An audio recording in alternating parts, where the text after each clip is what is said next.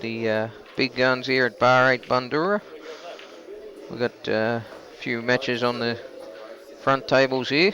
Steve Gray and Scotty Peel, 6-all. Joel Younger, 4-0 up on young VJ. And Pixie and Jake just about to start. As in Scotty Matthews versus Jake McCartney. Okay. Yeah, just match your link, yeah. I've got the King, Brett Rogers, here in the commentary booth with me. Yeah, welcome all. Welcome all to the viewing of some great pool here today. We've got Joel Younger lining up a pretty easy black, so not one he'll miss ever. What do you think about his technique? Very solid job. Has won the previous 2 big guns events. Yeah, hard man to beat. Very solid.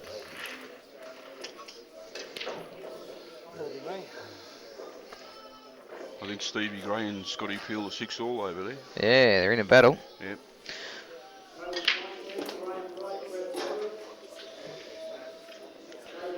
Scott's definitely improved over the last 6 months. It's one thing you'll never get playing Steve Gray is an easy match. No, never. Fights for every frame. No, Steve's got the all-round game, there's no doubt about that, Paul. And he just does what he has to do to win. That's it.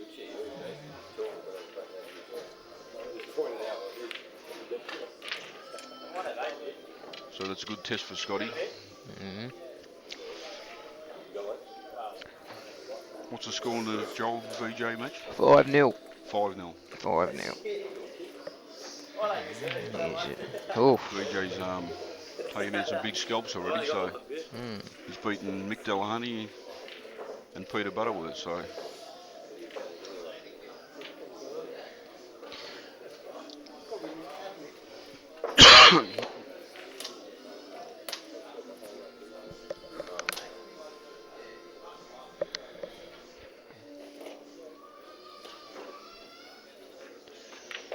Very good opportunity for VJ.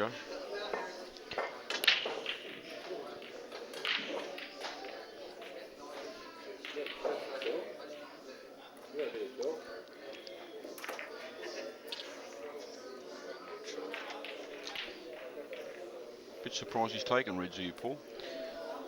Would have thought yellow would have been the ball. Yeah, maybe he didn't realise it was open table. Maybe.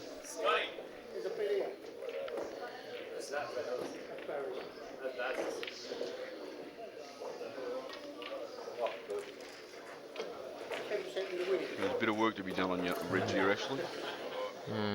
Okay, we've got a real treat here. And Scotty Matthews and Jake McCartney. 2 great players. What are your feelings on this match? Well,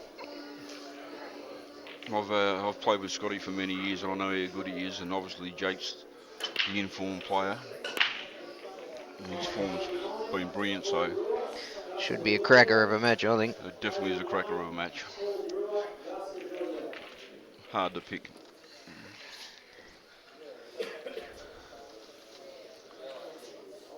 Nice split there for an open table. Yeah, I'm looking at reds. Yeah, I think we'll definitely see Scotty take reds here. He knocks his ball up the top.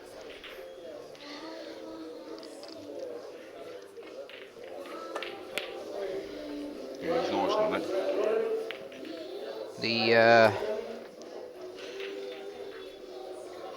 Well, the balls all link up here. If he gets the ball on the rail, gets rid of that. It's on this one. Once he pots the red next to the yellow, above the black, that's a natural position on the half dead ball. Yeah, that red next to the yellow, I think, is the key ball. You get rid of that. Yeah, I think you'll see Scott take it.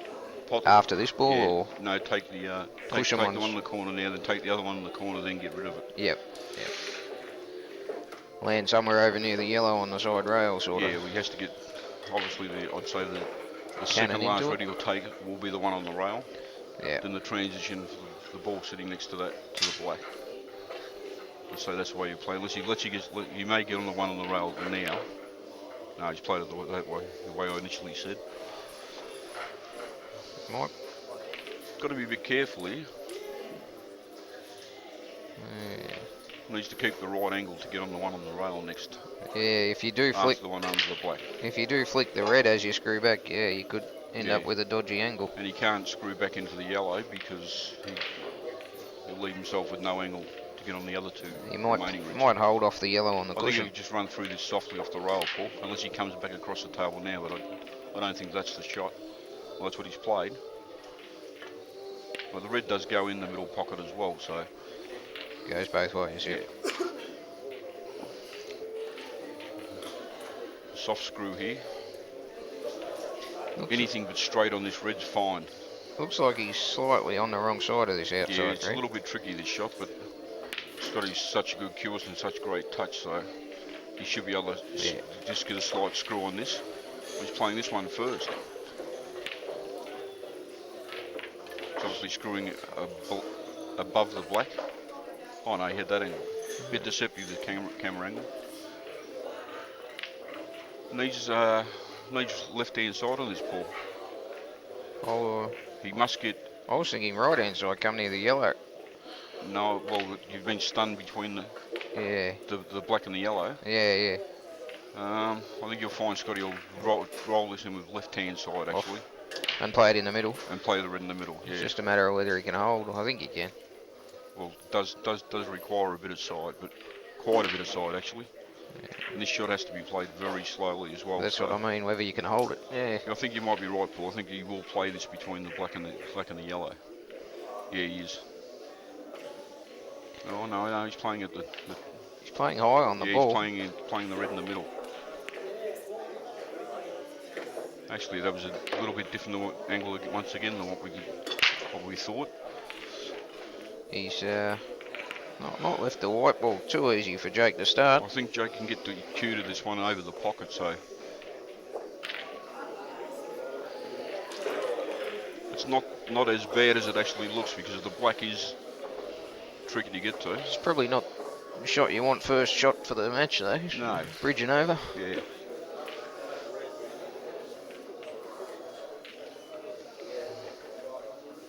I think Jake's looking at a snooker here.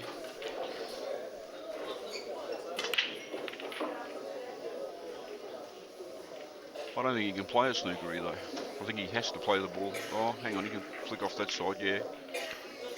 There's no guarantees of getting a snooker here. Yeah, it's not easy. He's played it well. He's played it very well. Left him. Scotty can put the red on the red though. Yeah. And hold on the yellow. I thought Jake would pot the ball over the hole there, but the thing about playing these shots is you have to keep them a thickish contact on the cannon. Otherwise, the red can get killed to the side rail. I think that's one factor about Jake probably, that he's also got that game to fall back on. Oh, definitely, yeah. Yeah, he's a very smart player. Scotty's played that very nicely. Yeah, very nice. I think we've seen put the black in the same pocket here. Once again, this shot can go wrong. You can land on the yellow that's above the black.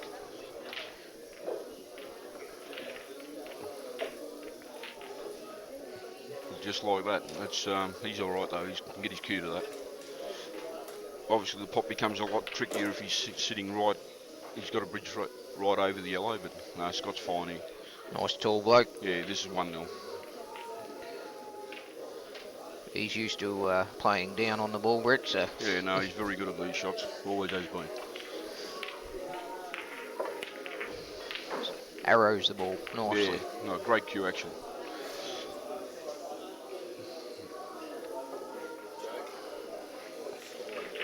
How about them ears, though? Yeah, the ears. Yeah, I thought probably a wrong shot selection from Jake there. I thought he had to pot the ball over the hole and work his way back into the frame from there, because it had to be pinpoint, that snooker. Yeah. We got an update over there. Steve Gray 7-6 up on Scotty Peel. 7-6. Yep. That's good effort Joel, from Scotty. Joel Younger 6-0 up. Yeah, well, that's Nice break from Pixie there. yeah, the Pixie as we call him at times. Reds, definitely Reds here. Definitely red. Definitely Reds because the transition of those two yellows is very tricky. Unless you can create something now. I don't. If you can pot the yellow on the rail and he's got the gap between the yellow and the black to pot the other yellow, then you'll take yellows if the yellow next in the pack of those two reds is on, which it doesn't look to me that it is on. He was just having a look at the yellow and. I think you'll take reds here, Paul, because I think all the reds are actually on. Or if this red next to on top of the yellow goes into the top right-hand pocket, I'm telling then you, it's an easy dislodge on the other one just to nudge it. he's taking yellows. He's looking at yellows. He can pot this and screw back, then screw into the bunch. He came around before and had a look at playing this yellow into the corner and nudging into the red. Yeah, well, I don't think that's on, Paul. Is that on? Yeah, he looked at it before. Okay. So he's looking at it again. Okay. So if he pots that yellow and nudges the red, it pushes the other yellow out. Yeah, it does too. There. Yeah. He probably, I don't know what kind of angle he's got to get on it, yellow. Yeah, I don't think he'd be playing it straight away. I think he'd be following through for the two yellows in baulk, playing the one on the left first, then coming down the table for that shot you just mentioned, Paul, off the other yellow in baulk, the one nearest to the hole.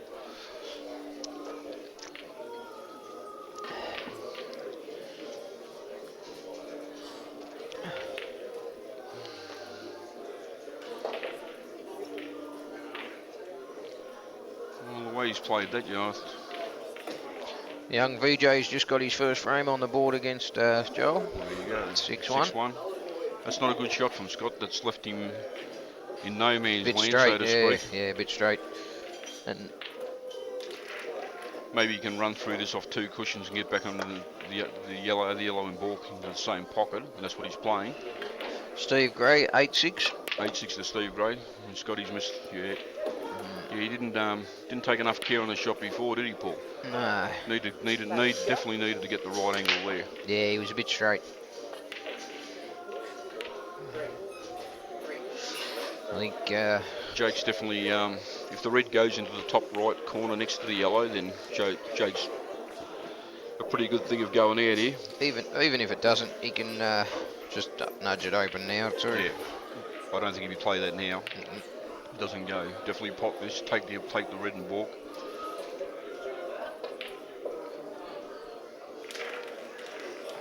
I think he wanted to come the other side of the yellow there. Yeah, I think he did, yeah. Does have a shot in the red into the middle. It's a very tricky shot though. On these tables they are quite tricky. They're very narrow cut towards the middle. If you're on the angle, they're hard to pot in the middle. He doesn't have a lot of choice though. It looks like he's playing a double here actually. Yeah. Yeah. Safety. Played it well. That's a good shot. Shot to nothing. Yeah, shot to nothing.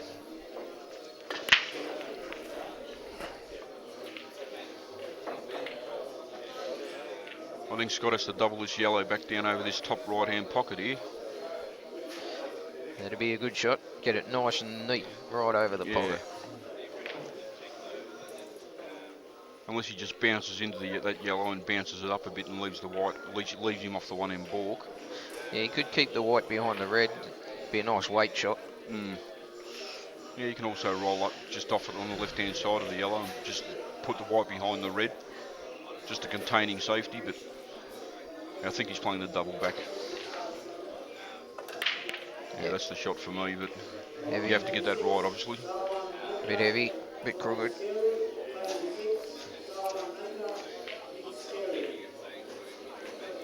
Reds are a little bit uglier than they were. Yeah, this is too tight to run through it and get into the bunch of reds. Yeah. Knock them all on, but I think we'll see Jake run this down the bottom here. Oh, he's playing the pot, looks like. Yeah, no, just run it down the bottom. That's the right shot. That's swung out. Did you see that? Yeah, it did. As it come down, moved a bit. Yeah, it swung off. Scott's got a lot of work to do here now. Reds are definitely favourite now. Scotty could double this back inside the red. Could also pot the yellow in board and come off the top rail, the side rail, and get into that dead yellow, but you're still trusting to a lot of luck. Yeah. That sort of shot. So what about? No, he can't. He can't. I think get the only angle. shot's a double, Paul. But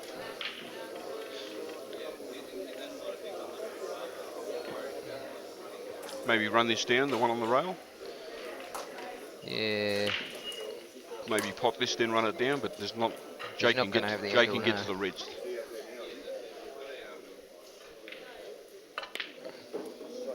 He's tried to get right over. Expect Jake to get these once he gets a cannon into those reds, but then once again you need to control that shot to make sure you've got an easy starter once you do go into that sort of shot. He's overhit this. Yep. That's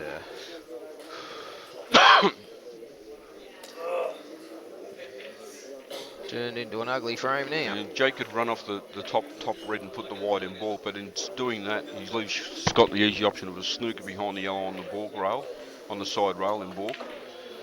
So I think we'll find Jake will just clip off this red here and just leave the white tight on the top rail. Tight on the top rail. I think that's the shot. It leaves Scott no shot. Scott can't go out from there unless he produces something astronomical, which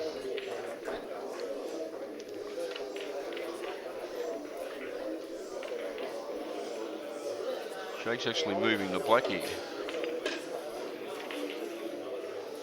I don't think that was the right shot, Paul.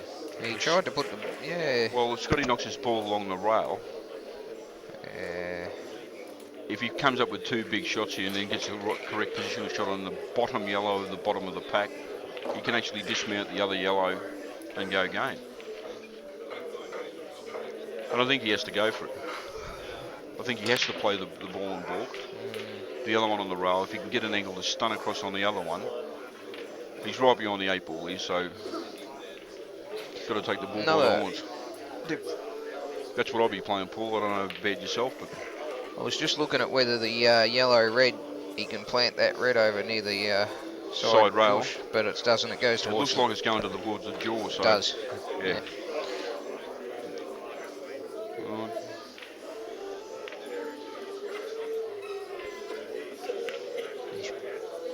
Played the Jackie. He's tried to leave Jake with no pot, but I think he's left an angle here. You can just see that outside one. Yeah, well. Play the combination. Even if Jake's got the plant here, he's going to create all the balls if it's an easy plant. But once again, in saying that, it's a shot you must get if you're going to play it. Well, yes and no, because I think if it doesn't drop, he'll have the black contained. He's playing the first shot you said initially, Paul. Yeah. Yeah, it's a good shot. Now Scott could play the yellow onto the red and push it up in the ball. Buy himself some time here. That's the shot I'll be playing. Get the other red up there. Yeah, get the red up in ball. It's definitely the shot I'll be playing because. Yeah, you gotta give yourself another shot here, don't you? Yeah, you do. Yeah.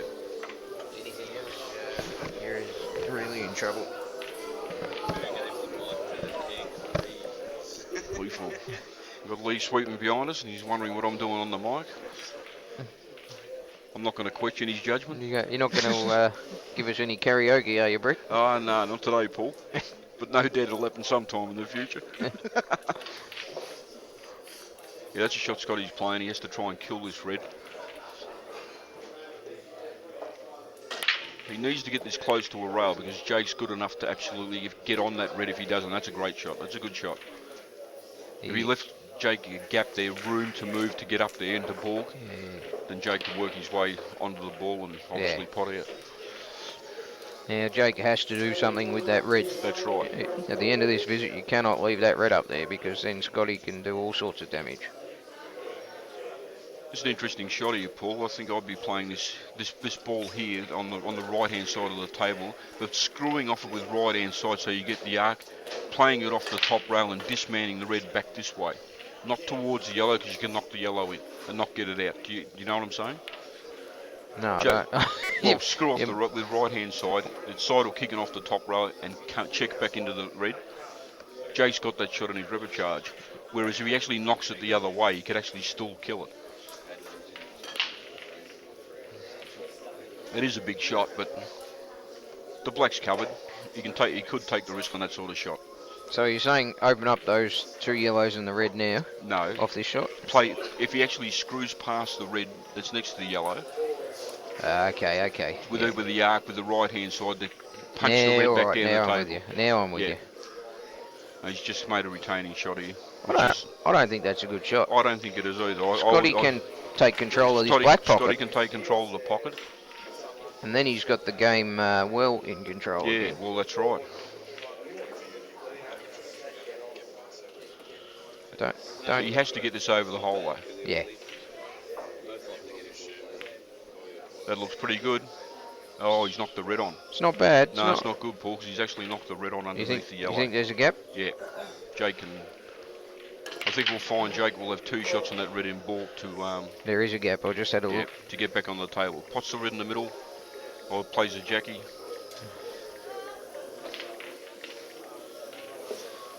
He's played that well. He has played that a treat. Yeah. Wonder if Jake will bring this out now, Paul. I can't see him bringing it out yet. No, Pot the one in the two middle. visits, Brett. Yeah, pot the one in the middle. Double the red back down the table. Oh, he's got to be close to that. That's not good. no. How He did can he? still play it off the right hand side of the red and bring it down the table, but he has to actually get on the red. He might be able to come off the cush with side. I think he'd be just bouncing the red in the middle of the table and then potting the red in the middle. Yeah. There you go off the left hand side, so that's fine. This pretty basic here for Jake now. Pots the red in the middle, comes across to the side rail, drops the red in underneath the black. 1 all. He can still get under it. be careful you don't kiss the black when you that's try right. to. Yeah. I think you'll find Jake will screw off this a little bit more, play a slightly longer black. There's no chance of missing the black, so. Yeah, you just don't want to kiss the edge of the No, black. well, you can just sort of soft screw off it, but like that. Yeah. Yep. He's played it well. That's the percentage of playing that shot. That's like Paul said, that shot can go wrong if you actually try to dolly it, soft screw it, and just dolly it. You can actually flick the black. Jake's made sure that couldn't happen. 8-1 to Joel. Joel Younger's 8-1 up. 8-1 to Joel. Steve Gray 9-6 up. 9-6 up on Scotty Peel. Some great matchups this morning, and it's only going to get better. There'd be all the big players are starting to meet now in the 4th round or whatever it is. Last 16, I think, on the winner's side, aren't we? Yeah, these are the last 16 matches.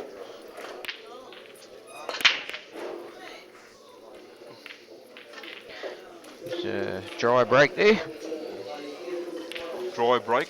Don't mind the reds. The reds look absolutely spectacular. And so do the yellows. Yeah, they're not bad. Either ball you could play here. Yeah. Actually, I think the yellows are the ball, Paul, to be honest. You like the yellows better? Yeah, I think the yellows ball. Potting that yellow in the middle, that's the only ball that's half dead on the rail. Mm. Scott's not going to miss that if he pots the ball in the middle. He's fat on that. Yeah, he's taking reds. It makes the black easier if you take reds. It does make the black easier, that's true. I expect Scotty to be out here. He's just demonstrated his cue power there with a nice screw back. Run bit of check side, bit of check side here, Paul. Just roll it in. That's a little straight, but he's fine. Yeah. The only problem ball, and it's not a problem, is actually the one that's out in the open next to the yellow. It looks like it may not be a clear pot, but it must be. Otherwise, Scott would have thought about this a bit more. They're all quite close together. One positional shot here and he's out. That's perfect. He's on that ball now. Yeah, this is 2-1. This is like being around the black on a snooker table. He stuns in between the 2 reds. Choice of 3 reds. Yeah, this can't go wrong. Look at that. Lovely rhythm, Scotty, with his action. Oh, He's deliberately no, he's stunned out of into play. that. That's fine anyway. Yeah. Pots this, He's, just knocks the red up, the yep. yellow up the table.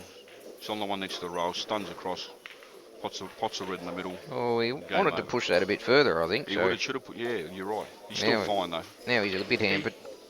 Yeah, well, these shots are missable now. If he plays that just a touch firmer and Yeah, pushes the yellow yeah, another, it's A, B, C, but at the moment this is actually missable because it's a little straight and he has to actually force it. yeah, he's stunning out.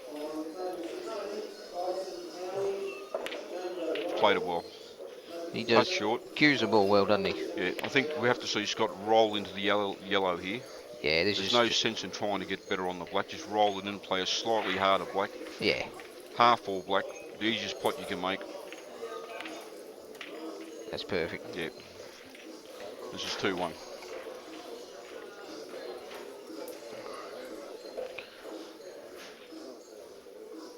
Joel lines up an easy yellow there to get on the black, so looks like being 7-1 there. That'd be 9-1, Brett. 9-1.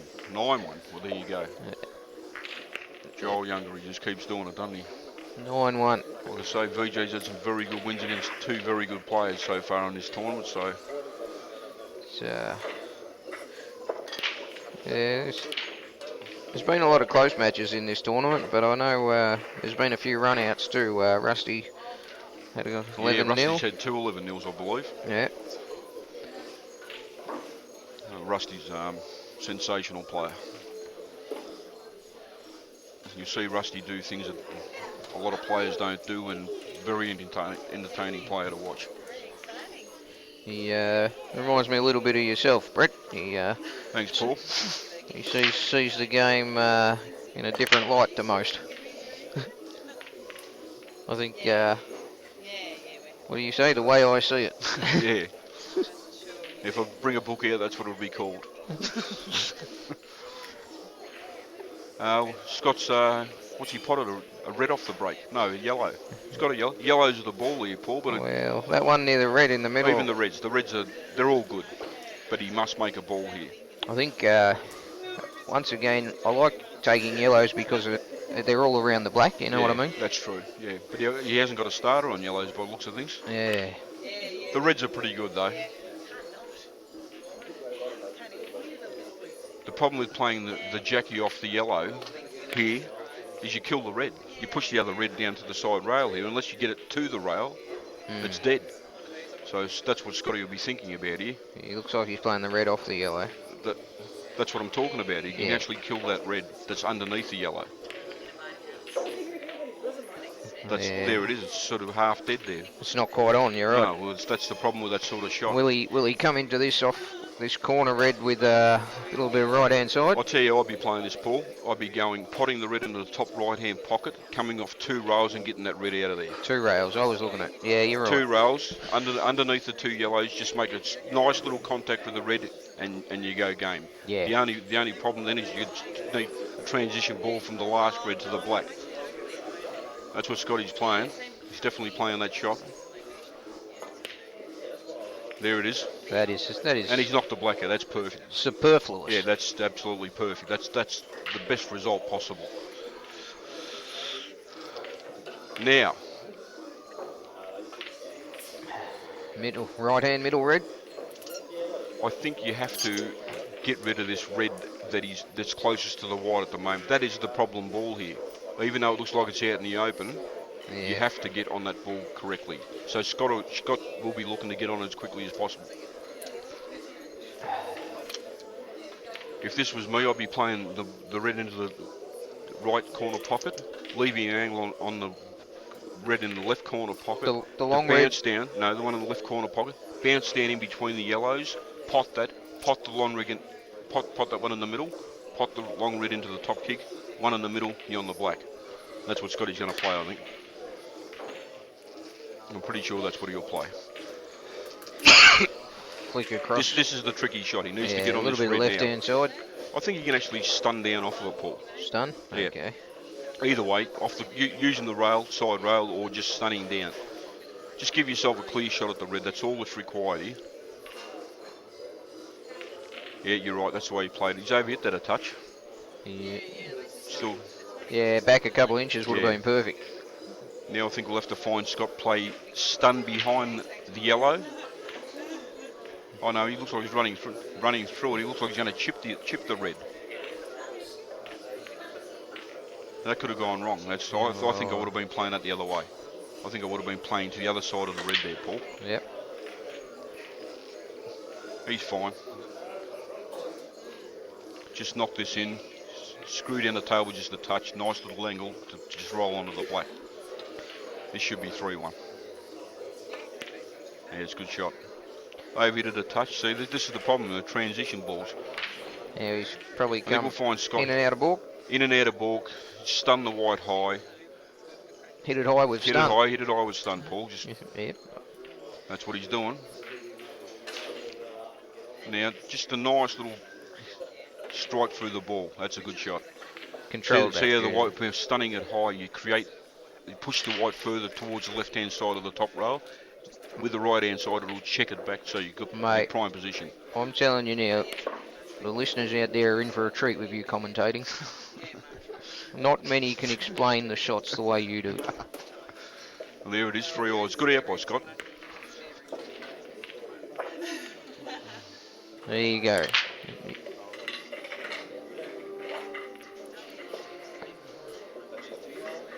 3-1. Yeah, 3-1 to Scott. Steve Gray and Scott Peel. Who won the last year, Paul? 9-7 to Steve Gray. 9-7. Scotty won it. And Scotty looks, it's the set prime here. This should be 9-8. And VJ's got another frame, 9-2. Okay. Sorry, 2-9. What's Scotty done here? Well, he's missed the pot. I don't think he's left Steve a shot at the red, though. And Jake McCartney breaking. What's Steve doing? He's come up dry again. Oh, this is a major opportunity for Scott here. Major. Hang on, Steve's on yellow. Oh, Steve's on yellow. Oh, sorry. Okay. Whoa, What do we got here? This is a dry break. These balls are spread wide. They are. If these two reds on the left-hand corner pocket down here are on, I'd say they are. Reds are pretty easy, yeah. They both do actually look on. And I think you start with the one in balk, Paul. You just float it in, just come into the middle of the table and work your way down. Now, the only thing that can really... He's taking yellows. Pots this ball. This is 4-1 if he pots this ball. He's going to stun into the other yellow. Nice and softly. That's beautiful. Yeah. This is 4-1, Paul. Now you, this ball, then the middle ball. Here, you've got to, the only thing you've got to look at here is retaining, obviously, transition from the last yellow to the black here. That's the only thing that can go wrong for mine here. He's going to stun, just get up and play on both of these. He's actually trying to get on the ball and the rail here. That's all right. He's underhit it, but that's fine. He can use his I think that's what he played for. I think you're probably right. That's actually. The way I was roll looking. this in the middle. Put the other one on the top kick. Other yellow in the middle. Red, yellow on the side rail. Stun down to the top rail. Roll the last yellow in. Black in the middle. That's what Scott's looking at here. Yeah, this is pretty straightforward. Yeah, this is pretty straightforward. A player of his calibre does not miss these sort of outs. This is it. The thing about Scotty is he's got exceptional cue ball control. So you can't be giving Scott Matthews chances like this and expect to win. Yeah. Well, all Jake's done is dry break. Yeah, that's what I'm saying. It's just that's the luck of the game, isn't it? Isn't it? You can't give top line players these opportunities.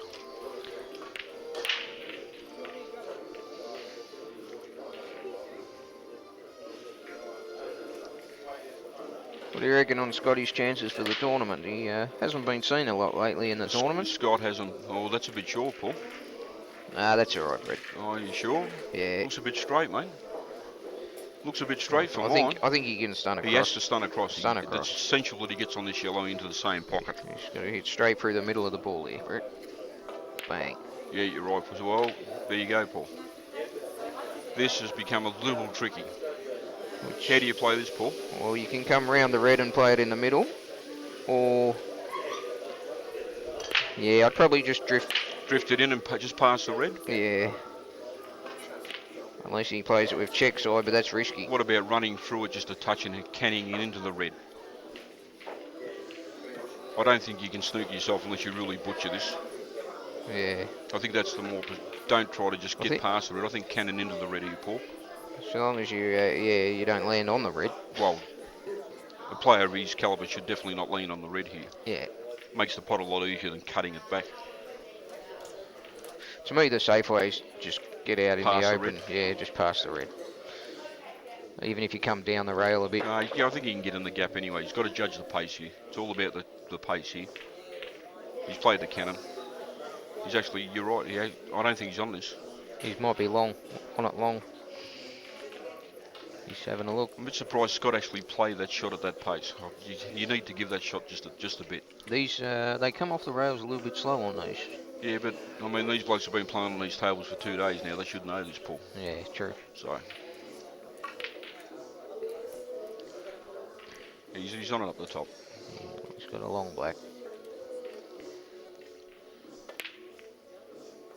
Great shot. Well, you were right there, Brett. You said the transition from the last yellow to the black. Yeah, that was the key shot there. That's a solid black. Chapter 3 in your book, isn't it? Yeah, that's 4-1. Scotty Peel 9-8 now. 9-8. Well, Steve Gray's 9-8 up, sorry, but Scotty's. That's a great effort from Scotty to have 9-8 with Steve, because we all know what Steve's done in the game and how solid he is at all aspects of the game. Rock solid. But like I said, in the last 6 months, Scotty Peel is really starting to come on as a player.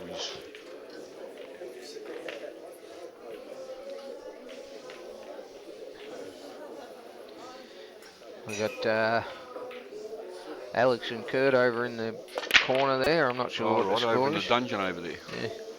Scotty's dumped the wide here, and so return a favour. yeah. Now it's Jake's turn That's a very solid set on reds here. Do you think? Yeah, reds aren't bad. I think if Jake pots one ball here and gets prime position, this game is probably over, Paul. It's too good a player. Very good control, Jake, too. Very imaginative player, great imagination. Well, you got to have imagination to walk around with hair like that, don't you? I've seen him with a lot more hair than that. Yeah. That's a good shot.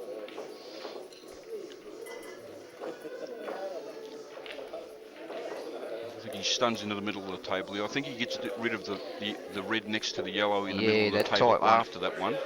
Plays the Jackie now. Well, he's played for the Jackie. I thought he actually underhit that, but he's actually played for the plant. You're right, Paul. He'll be alright here too, because he'll run between the two yellows. He'll run between the two yellows. Once he gets rid of this ball down here, the other ball's still over the hole, the other red's still over the hole after the Jackie. It's pretty simple for a player with very good control. Oh, he's sort of... He hasn't dropped it. Yeah, Jake didn't take as much care on that as he required. Yeah, Scotty's got to get in that corner behind those well, yellows. If he does, I mean, he's good enough to get those, Scott. There's no doubt about it. His cue ball control is up there. Once he gets in behind those yellows. Once he gets in behind those yellows, he's a good thing. Could clip the one in the middle now and come between the black and the yellow and try to get on the far yellow. It doesn't matter if he gets on the one in the middle of the table. He can stun. What about coming between the two yellows now and then? Yeah, that's what I'm talking about. Even if he's short on this, he's on the other one. He is short on it, but you'll see Scott get underneath this one now. Yeah. You just... Now, Scott will actually purposely play for a bit of angle here on this yellow, because... Yeah. I think he'll play a sort of... it'll be a soft screw with left-hand side, and I think you'll find that he'll play this off, probably off two rails. Got to hit it fairly deep and sort of float it. Fairly deep and sort of float it. Yeah. Plenty of left-hand side, just caress the ball in. Oh no, he's played that bad. He's played that bad, Scotty. That's a bad shot from Scotty. He might be able Don't often see him miss hit shots like that. But he might be able to play this off the yellow near the red, into the middle. Yeah, well, and hold be on this yellow still. I mean, that was a bit careless from Scotty there, because that was the key shot. That was the key shot of this frame for mine. I can see him playing this off the yellow. I think he has to put this back inside there now, Paul, but it doesn't look like he's got a ball to actually connect to cannon into to hold the white. But It looks like the white's actually going into balk if he plays that shot. He's taking the long yellow. Now he needs a couple of good shots here. 2 good shots in a row here to retain position. He's got the ball. That's a great shot. He's got no angle though. He hasn't got the angle he wanted. He wanted to get that out a bit further in the middle of the table and screw down for that dead yellow. I'm actually right behind this shot, Brett, and Has he got that angle? I reckon he can just get there. It's a Okay. tight pot. Okay. Jump over here and have a look over his shoulder. It's a tight pot. Well, yeah, he's got to actually stun this down. Yeah. He's got to hit it pretty firm to get there. That's the problem. He does. He can pinch the pocket though. You're right here, Paul. He actually can get on this yellow. How you play this shot, you actually do have to hit this above centre and stun it down. Hit it firm, and the weight of the white onto the object ball transform it down to the bottom like that. So you notice how he hit the white high? Hit sort of, yeah. High. And he just used the force. Hit it high with stun. With stun. That's it. A lot of people will actually play that shot low and you can't get the white down the table. Yeah. He pots this, he rolls through, puts the one in the middle. Then he's got to play the long yellow up to the top left-hand pocket. Stun off one rail on the black and the other. In the same middle, he's going to put the second yellow here. Yeah, this is a little bit tricky. Yeah. It's not a... Look, this requires supreme control. Yeah, all from that one little clip on the yellow. That's right. Well, this is the problem. Could have been... That was the key shot. Scotty rolls this in, has to play another very good shot up to the top left-hand pocket. Will he... It leaves the white exactly where it is now, actually screws back just a touch. Make the pot easier. You can stun off the far yellow easier to get on the black. He looked like he was actually looking to run through a couple of inches and then sort of come between the red and the pocket, sort of stun. I don't know. See, the problem with actually screwing back a touch off this shot, that makes the pot a lot harder. Yeah, he's rolling through. Yeah. No, yep. Just a little. Well, he pots the ball now, he guarantees himself a shot at the other ball. There it is. But this is a slightly harder angle to pot the ball and control the white on. He's really got to stun into the side. Side rail. Just touch near the left hand knuckle. side. Yeah. Touch your left hand side. Actually come back past the knuckle a bit, Paul. Yeah. Yeah. The problem here, does the black go back in the middle too? It does go in the other middle. Okay. I mean, you could even play a bigger shot and come off 3 rails. Side rail, top rail, other side rail, black back in the top left-hand pocket. This requires good cueing.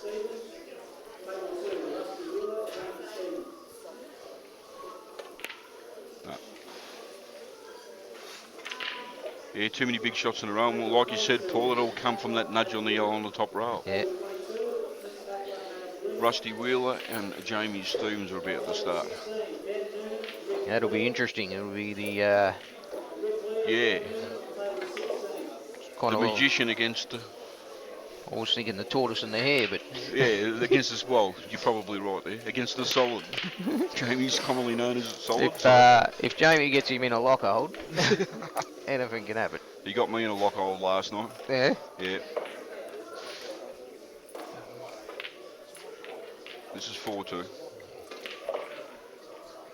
Joel's won there, obviously. Yeah, Joel's putting the cue back in the case. He's done the damage. Steve 10-8, is it? Or yes, Steve's 10-8 up. 10-8.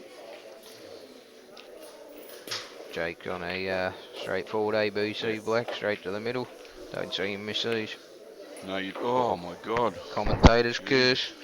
Bit careless from Jake there. Well, very careless. Wow. I'll tell you what, that could be a major turning point in this match. Yeah, that was 5-1 to 4-2 is unbelievable. Yes. Takes one good snooker from Scotty here, and he's got it. He's pushed the yellow a little bit tight to the cushion. Yeah, that's right. Yeah. If Jake gets out of this, Scotty's... If he gets out of it, yeah, that's right. But at the end of the day, Scott had to get the snooker there, Paul. Yeah. Snooker So, was the main. He yeah. made by pushing the yellow closer to the cushion, he made a bigger area for the snookers. Yeah, So that's right. If Jake just comes up and manages just to nudge the black, then Scott's faced with a big shot down the rail. a very big shot. I wouldn't be surprised if you see Jake even get a snooker back here. He's not bad with his weight. Yeah. No, it looks like he's just playing to hit it, I think. Well, it's fallen in Scott's advantage. Oh, wow. Scott can just nudge this up over the All hole. you do is put this over the hole. Jake's going to try and double the black.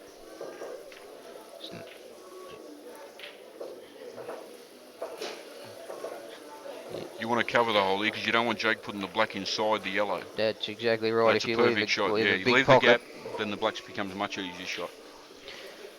Yeah, So I know Jake will be playing the double here. He won't be thinking. This will be interesting to see because a few players have been saying the cushions play a little funny here. Yeah.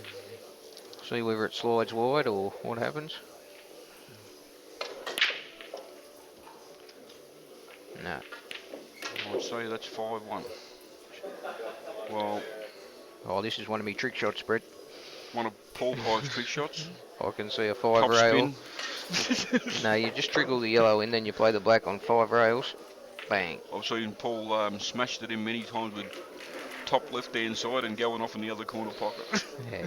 He loves those kind of shots. Right. Well, there you go. That's 5-1. It 5-1. should definitely been forward to a. That's just unbelievable from Jake to miss that black. Tell you what, Jamie and Rusty just starting to fire up on the other table. Jamie and Rusty. Here we go. This will be a good matchup. They've done the toss. I think Jamie's won the toss. Jamie's doing the rack.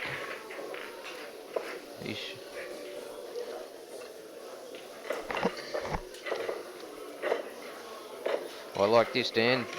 Very professional. I like it. Mate, how good is this CueballTV? Seriously. It's just sensational. I think you don't even see this quality on the professional streams and feeds. Yeah, big thanks to Dan. I mean, the reason why we're viewing this and people can view this at home is because of Dan Lynch. He's just done a sensational thing for the game. It's incredible. So. Yeah. So if you can help him kick on. Absolutely. I for one, am a massive fan. I mean, it's just huge. I was sitting home the other night watching the money match and I thought, how good's this? And I thought, I can sit in my lounge room and watch Paul. And he goes all over the country. Dan, he covers everything. Snooker, whatever, 9-ball, everything. He's going everywhere. That's it. From the comfort of your own lounge. Yeah. Sit there in the nude. Yeah, you can do what you like, Paul. Watch the pool.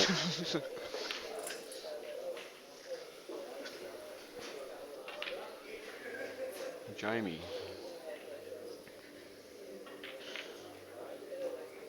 Tricky out, but certainly gettable. Yeah, that If yellow. that yellow goes between, even if it doesn't, he has to He move might be that. able to nick this yellow in the middle inside those two and open the other one up. Steve Gray and Scotty Peel's over, so Steve's obviously won that game. Yeah, he's grinning. Yep.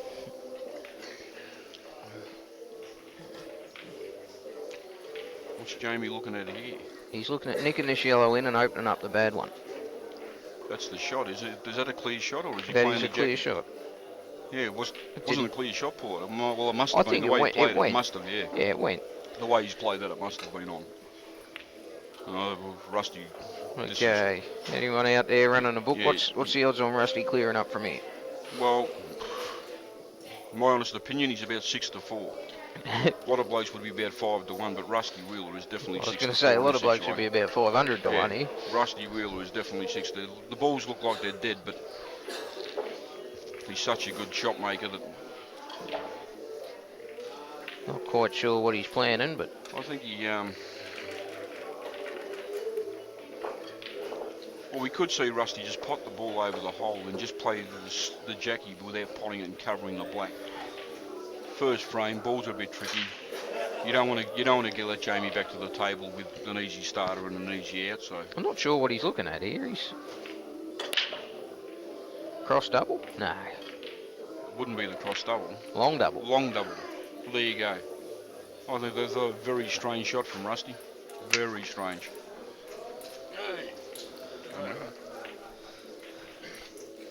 Very Yeah, strange different. shot on a Paul. Yeah, he wasn't He really on. doesn't get that. He's leaving Jamie with an out.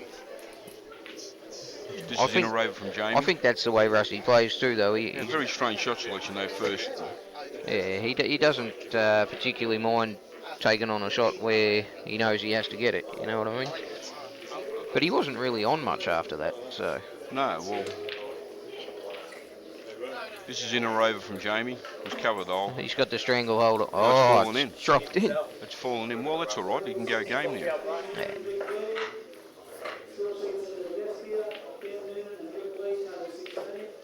I think we'll find Jamie stunning to the side rail. He might even. Scotty's 5-1 up. Scotty's 5-1 up. Yep. Here we go. Jake with the big hammer break. Bang. And you've You got just a ball? You got a yellow? no, And no. no starter. You just heard him shout out too. Give me a Oh, ball. no shot, no shot. These tables are hard to get a ball on. The Rileys. Yeah, well. You got to cop the good with the bad, mate. Some days Yeah. it's sunshine, sometimes it's rain. It's just. Yeah, it's But this is a long distance match. I mean, obviously the break comes into it, but it's probably one difference between. I know you play a lot of snooker, Brett. The break shot in pool. It's it's a luck shot. you can't predict it, can you? No, it's definitely a luck shot.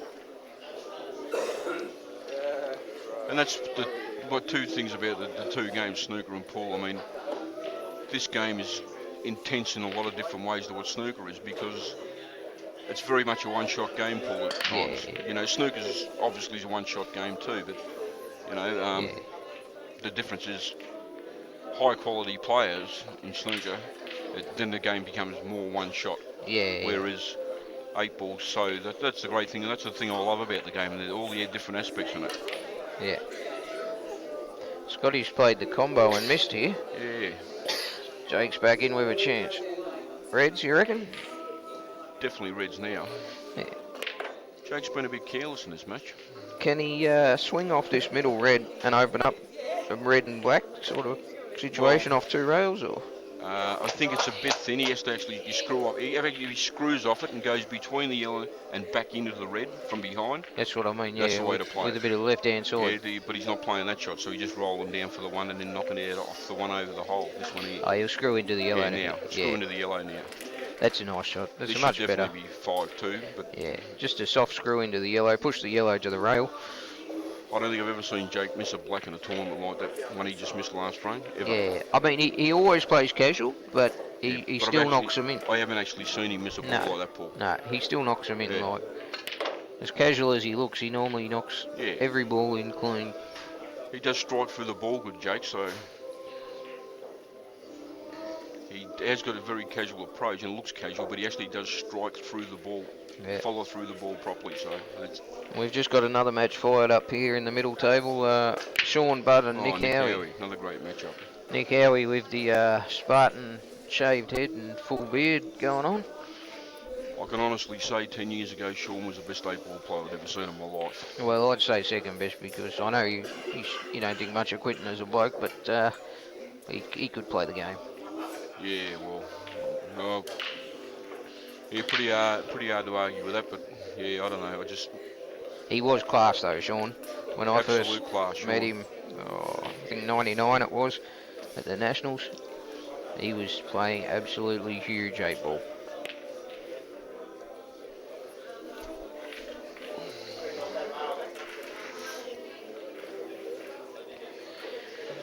I remember Jake's playing Sean in the semi-finals of the Princess Snooker tournament one year. I was 60 in front every frame, and I lost 4-0. Wow. That was a bit of a hard pill to swallow, that Paul, but that's how good Sean is. He was 60 behind every frame, and he beat me 4-0. So Yes.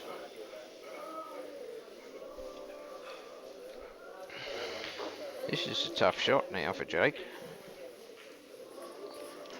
Yeah, Jake's Out of sorts here. a little bit out of sorts.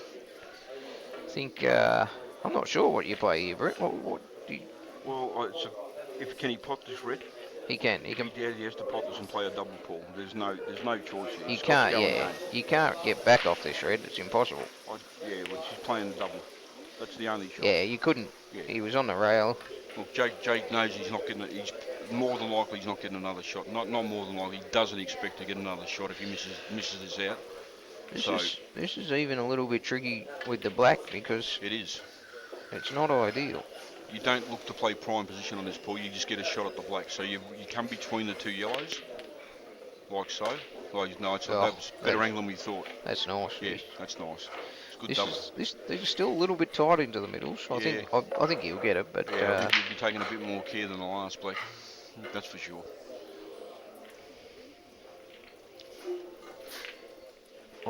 Benny Noonan started over there. Who's been playing? The knuckles stick out a little bit more on these tables than the Allcocks. Making them. He's got it.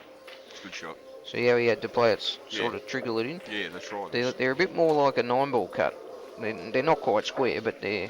Yeah.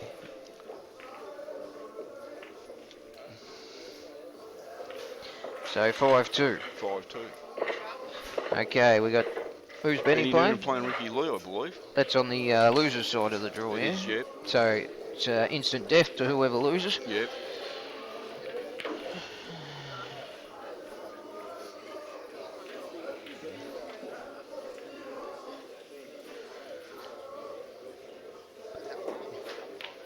The thing about 8-ball is you've got to really look at the set of the table and you have to work past the out because what sometimes looks relatively easy is actually quite tricky. You're so true.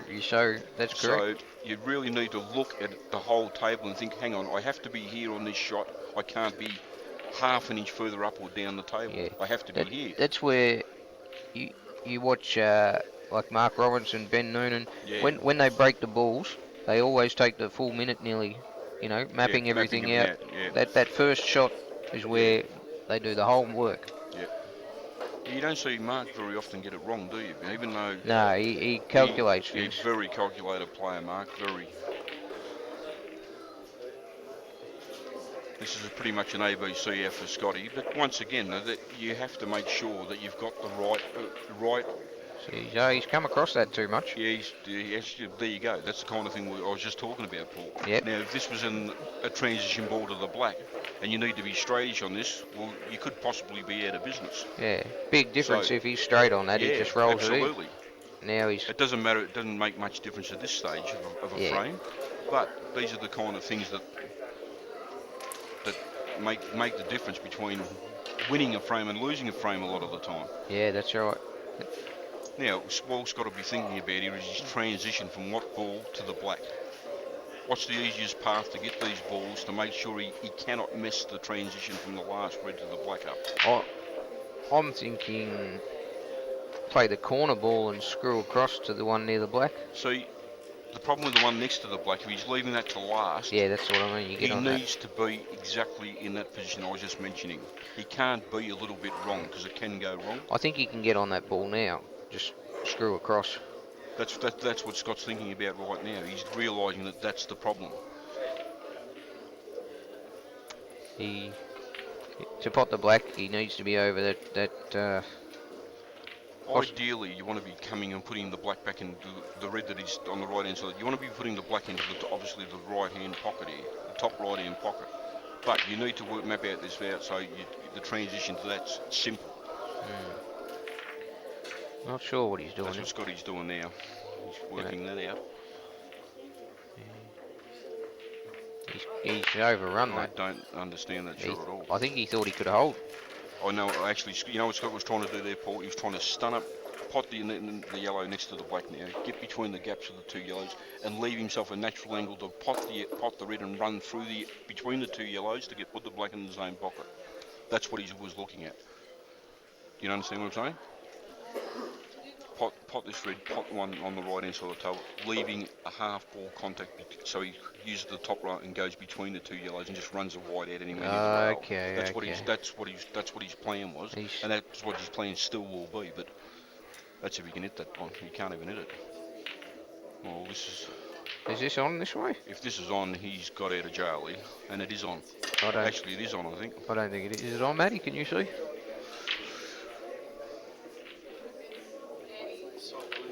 Matty says he's got half a pocket. Matty just told he's got half a pocket, which is enough on that table.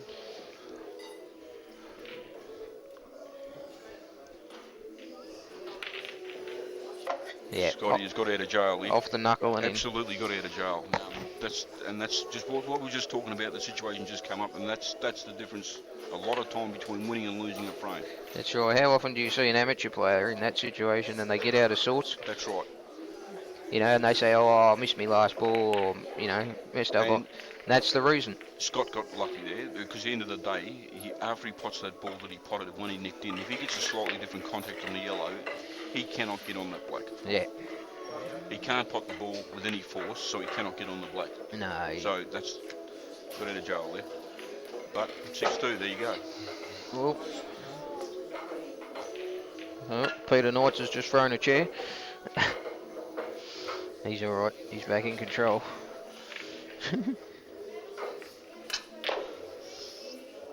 What's the score with Rusty and?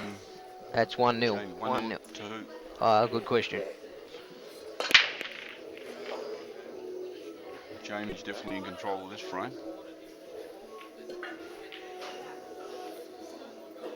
It's a good shot from Jamie. Rusty's got a dead red end up on the table, so. Oh, there's a red over the hole. I didn't see that.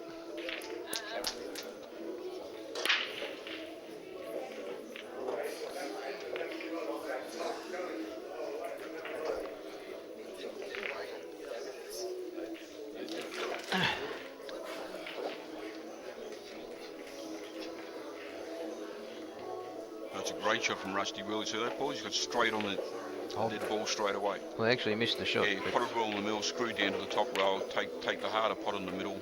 Scotty's going again here. Is it worth just trundling this over, or is he actually going? I think he's looking at an angle to get the black out. He's actually going to try and screw off this, leave a half ball pot on the yellow into the same pocket as this yellow's going, and dismount the black. Two good shots here, game's over. I can see it. He needs the angle, yeah, you're right, Paul. That's exactly what he's playing. And a bit of side there. It's not bad. It's not a bad angle. I don't think that's great. Might be a touch. No, it's not. Yeah, he might just miss. He might hit the red, the outside of the red. Yeah. No, he won't even hit the red. You don't reckon? No, it'll miss the red. It's pretty thin. It's not as thin as it looks, Paul. He definitely has to use the top rail to get into this. Okay. Past the yellow, but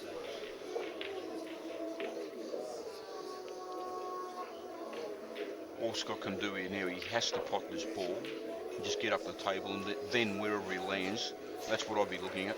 Wherever you land, just work it out to get the black out. Yeah, you got to make this pot. You have to make this pot, yeah. You're right, Paul. You're right. Yeah, but he could have actually hit that thinner. He hit it, yeah. And he actually would have cannoned the black. Thinner contact, he actually cannons the black, not the yellow. Yeah, he did hit it too thick, didn't he?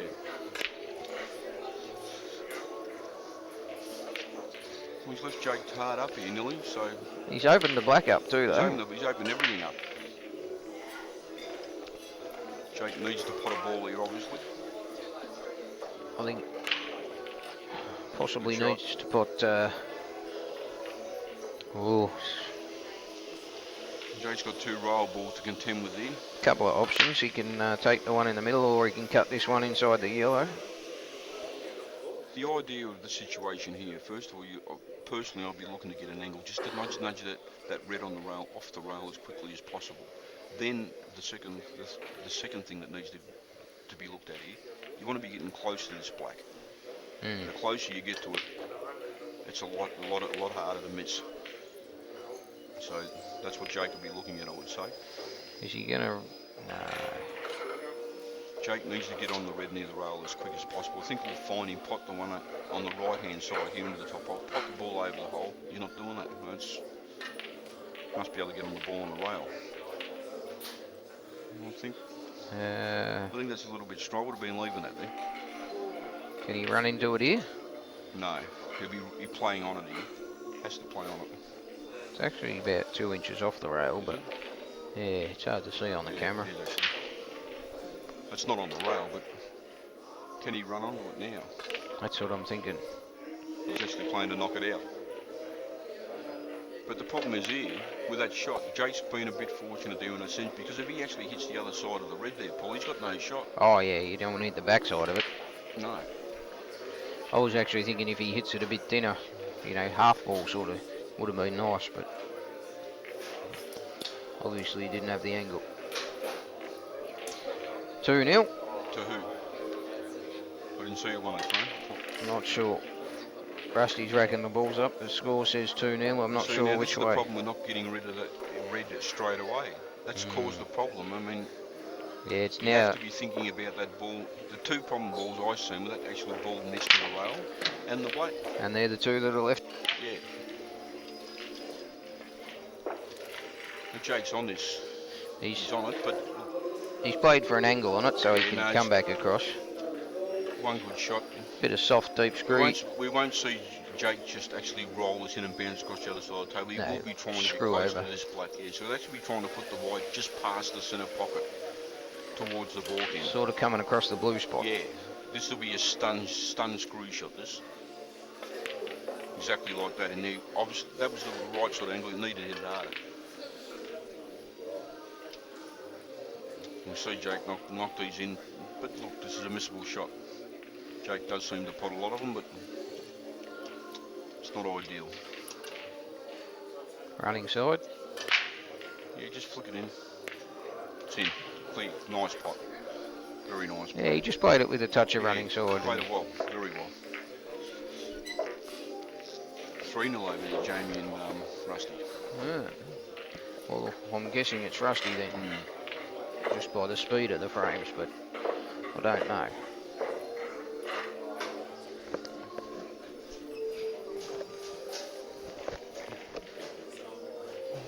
Not sure on the score on Sean Budd and Nick Howie either. You haven't seen much of that much at all, even though it's staring us right in the face, right in front of us. It's actually blocked out by the monitor. It is. Nick has some control on that frame by the looks of the layout of the table. Scotty's come up there. Dry. They're not getting balls off the brakes here. No. On and off. Well, that's a big bonus for Jake. Yeah. Well, there's no question he'll be taking yellows. Yellows, absolutely. These all sort of link up too, don't they, Brett? They do, yeah. You just run down the table. And this is the kind of stuff you come to the table and you just think, well, this is what I dream about. Yeah, this is lovely.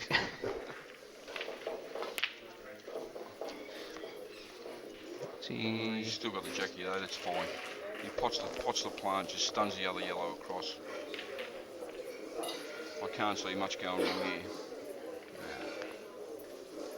So you think stun into the yellow? Yeah, definitely stun into the other yellow, push it across, just clear the balls a bit. You don't want to be trying to dolly this. We can run underneath like that. He's got a shot guaranteed. Yeah, you notice he didn't overhit that, so he was always going to be on the yellow. Now we'll find Jake. Well, this has become a little bit tricky. I think he's all right. He's fine, but there is a little bit. This is once again, you need to take that care of working out the path. Joe, it's a good pace of shot, Jake's played there. Yeah. Now, the key here is he really wants to get rid of the ball next to the black. Because unless he gets straight on the ball over the pocket after this shot, I can't screw back on the table. I think he can screw back behind this yellow now. Has he got that angle? I don't think he has, Paul. No, I think he has. He has. Straight back. Yeah, he's screwing back. You're right. Let's see how he's played for the ball next to the black now. He doesn't want to be potting the ball over the hole because... Two ways here. He could take the corner and roll the one in the middle, but I think he'll play it ball first. The shot, Paul. Yeah. Stun back to the rail, leave him straight, just screw back up the table. Yeah. Now, once again, just make sure you give yourself a shot at the black here. We'll just make sure you clear the red. This sort of shot here.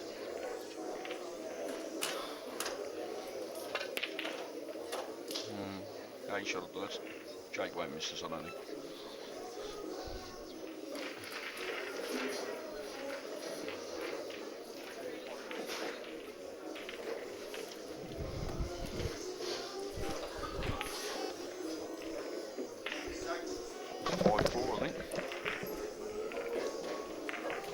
No, sorry, 6-4.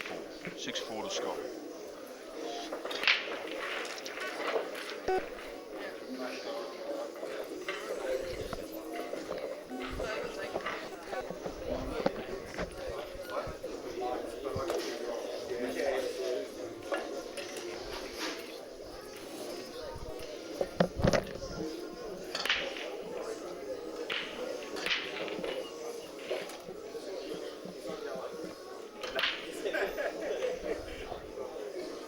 Seen Jamie Steens demonstrate the push shot, which is actually a legal shot in snooker, but not an 8-ball. So he actually played one on me yesterday, and I could not believe it. The ball was just above the left-hand side pocket, pointing towards the rail with the white just above it. Absolutely impossible to pot, and Jamie just went whoosh, and all of a sudden the red went in the hole, and I went, my God. Did you see it? Did you see that shot there? Yeah. Dean just brought up that shot that he actually played on me well. Yeah. It had a little bit on the one he just played then. I've just had a score update. Patrick Hood is 5-2 up on James Delahunty over there. That's a nice start for Pat's playing really well. Yeah, he knocked off Steve Gray last round. Steve Gray last round, and he beat, who was it round before that? Brenton Collier before that. Yeah. So, yeah, Pat's definitely come on in leaps and bounds in the last 12 months. Yep. He's becoming a force to be reckoned with, Patrick. Apparently we've got some verbal going on here, Dan, that I haven't been reading. Oh, we got the Geelong boys on the Oh, Dewey. Hello, mate. Send. Is that Lee Gilbert, Buster Groovy? Chiefy and... Chiefy's on the judge duty. Send. Maloney! That's Rio. She was unconscious a minute ago, like half an hour ago. She was unconscious on a chair, so I think... I certainly hope she hasn't taken anything to wake herself up. Oh, she has. Oh, she's on the mother. Her mother's woken her up. When Rio gets on the energy drinks, we're in trouble. Is that scary 7-0 against Darwin? No, Scary's what? 7-0? 7-0 up. Wow. There you go.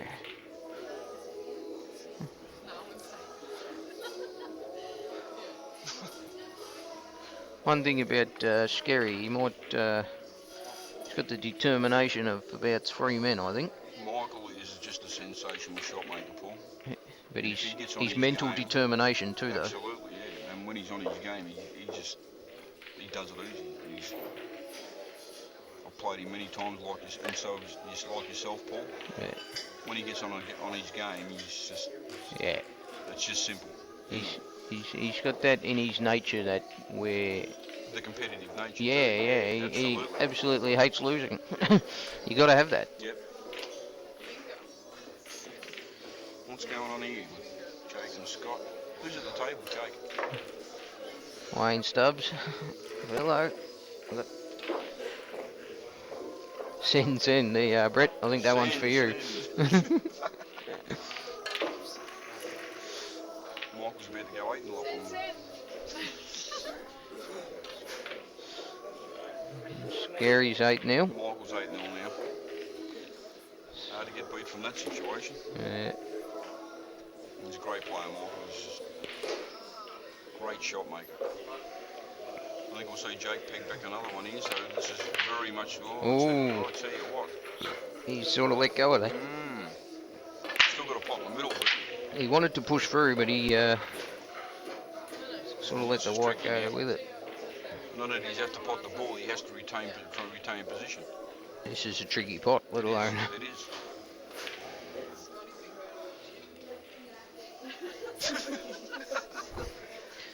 It's Who was that? That'd be Velo saying that for sure. Yeah. Yeah, it's Velo. Yeah. Well, Ben is 2-1 up on Nick. Rick, Nick. Where do I get Nick?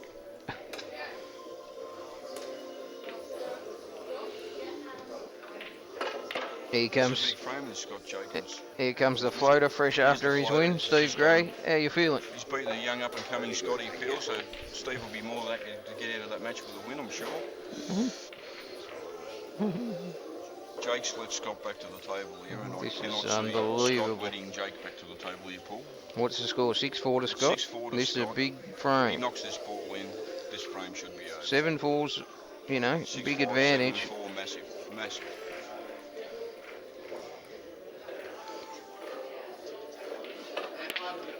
Wow, There you go. unbelievable. See the way he played that shot, Paul? He's made sure that the white is where it is. Yeah. He's leaving Jake no shot. Actually, he can flip this back in the middle. So yeah, it's a thin clip, but Yeah, Scott sort of played the back up there a bit. Scotty Matthews been around for a long time. How old is Scotty Matthews? Scott would have to be probably 39 now, I reckon. Yeah. 38, 39. Nah, he's older than that. I've got to say, I've played every good snooker player in the country, and honestly, Scott Matthews at his best is probably the second best player I've ever played next to Neil Robinson.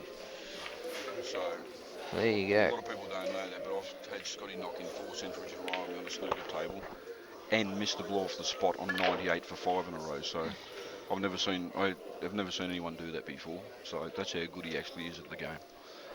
Yeah. Yeah, Neil Robinson. Well, Neil's Neil. Tell us about Neil. You Neil is. phenomenal. He is the #1 player in the world. What can I say, Paul? That's it.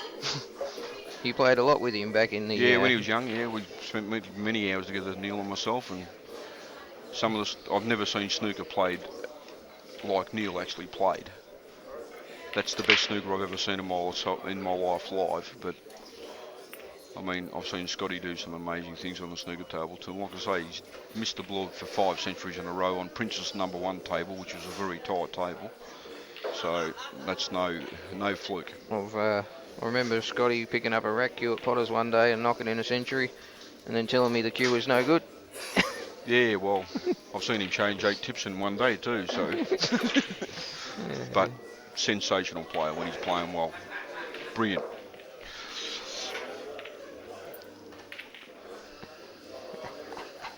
This is a big turning point in this frame, I feel.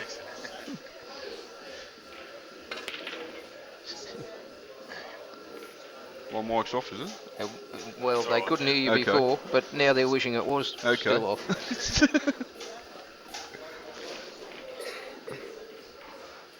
Yeah, Jake's 6-5. managed to get back to the table, so he'll be feeling a lot better about this Still now. right in the match now. Definitely right in the match.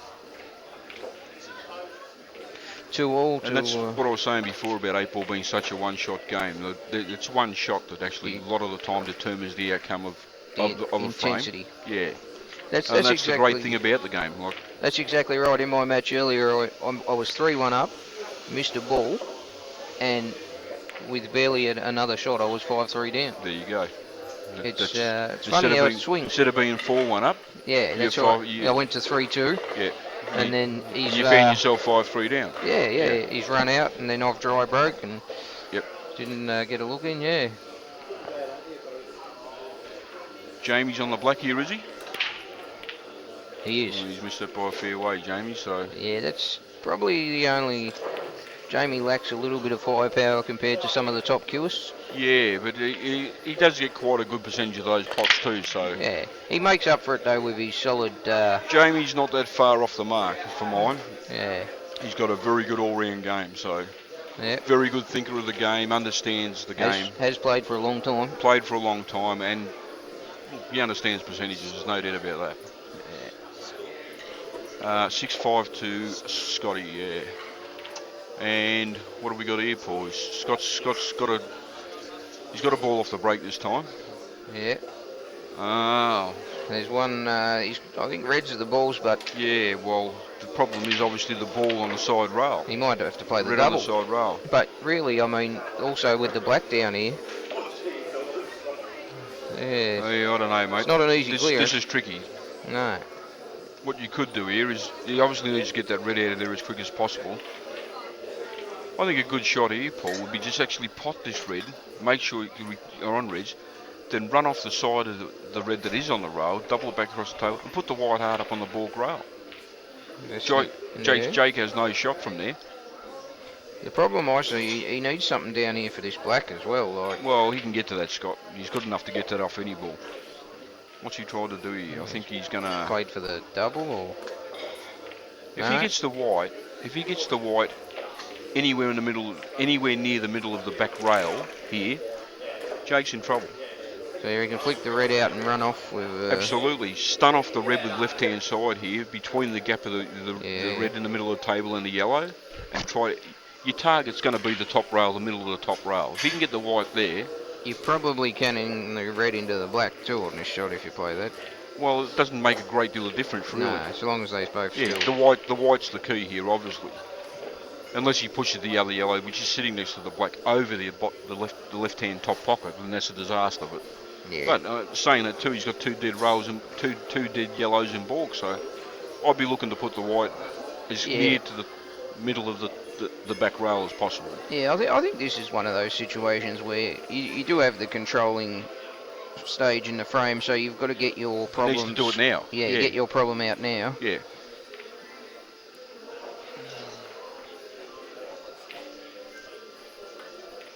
He's just played the soft one.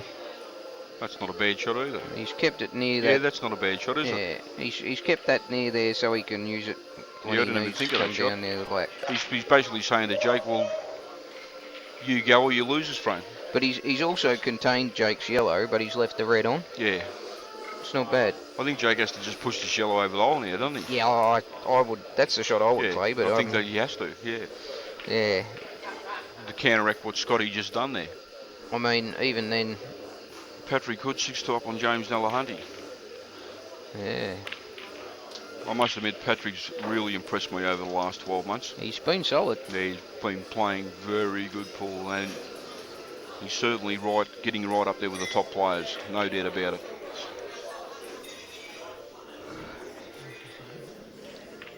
Rusty's on a nice black here. Now I think he's missed it. Mr. Black. He's jawed it. Oh, it's dropped in the other corner. That's 4-1. Wow. Now Scotty here, I think he has to play the red and push the black across the rail, Paul. Jamie's got a lot of trouble up in balk. Scott's got control of his frame, but he can't sort of screw off the red into the edge of the black. The problem is here is if Scotty doesn't do that and Jamie brings those two yellows out in his next visit to the table, Jamie becomes favourite. This is true. So this is where you can't let your opponent build. Yeah, that's right. So Scotty needs to realise, and surely he has, I'd be just stunning off this red and getting the black up the table. Anywhere up the table. Like that. That's it. And Scott, see, he's realised the situation and played accordingly.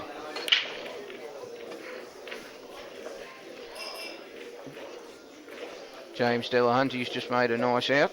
So 6-3 then? Back to 6-3.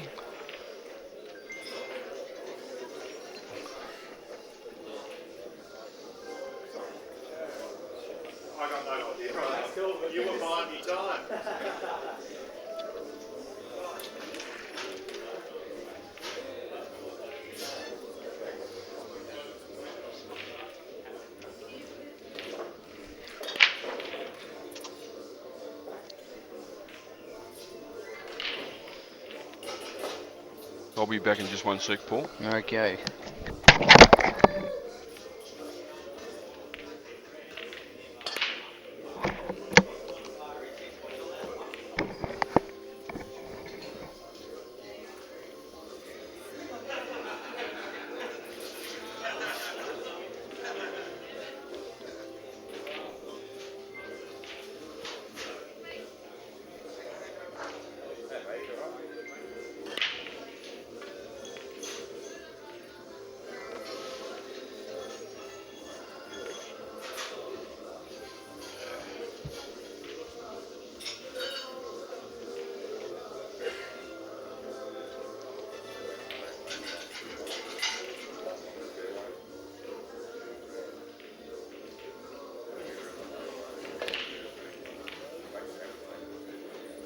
Jake's tried to double that off the yellow.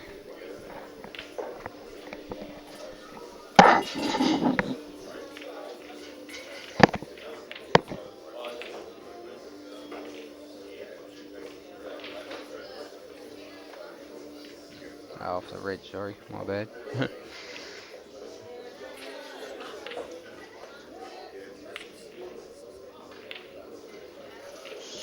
Scotty now with a big chance. Red's all on. I think the black goes past the. Ooh, black doesn't go past the yellow into this corner. So, yeah, I don't even think he can squeeze it in. It's better. He's hitting the knuckle. Oh, he's missed a red anyway. Yeah. Might be starting to tense up a little on that shot, I think. I don't know. It doesn't normally miss them.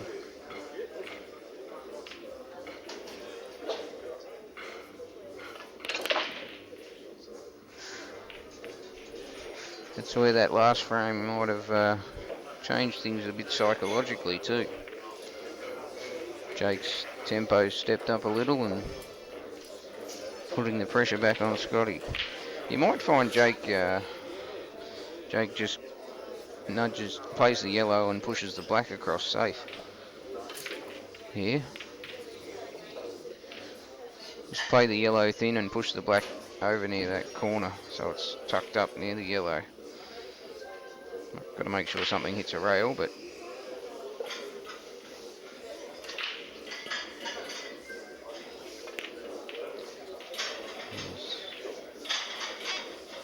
played it not too bad. A little bit firmer than he probably would have liked, but it's still fairly secure. Scotty's got a tight pot into the middle to start.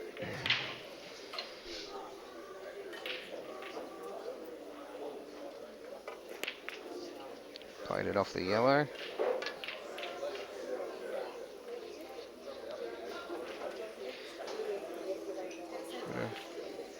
Got to find that last ball to get on the black. He definitely doesn't want it to be the tight red near the middle pocket. And he doesn't want it to be that one on the back rail either, so he's got to clear both of them out.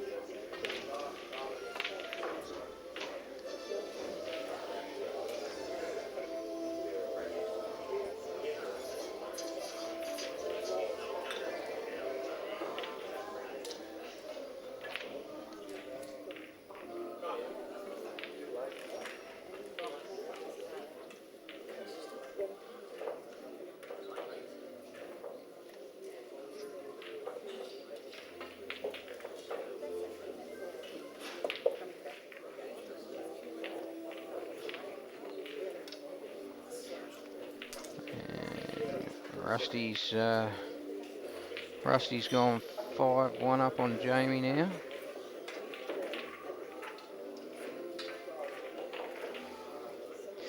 And Ricky Lee and Ben Noonan are 3-all.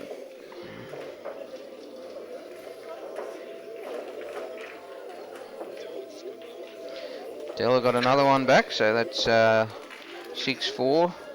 Still Patrick's way.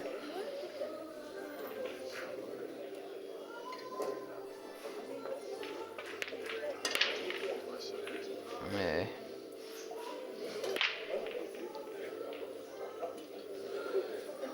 So Scotty's got fairly good angle, I think, here to run through on this red. Nice.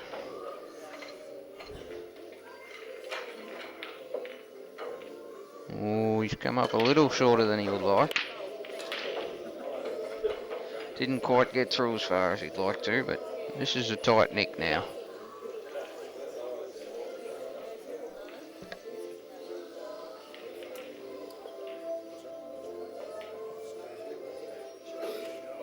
And he's played that very well.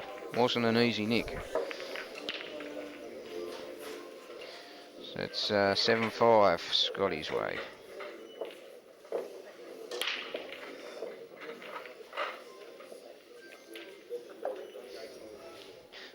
Jamie trying to work his way back into the match here. 5-1 down. on the Reds.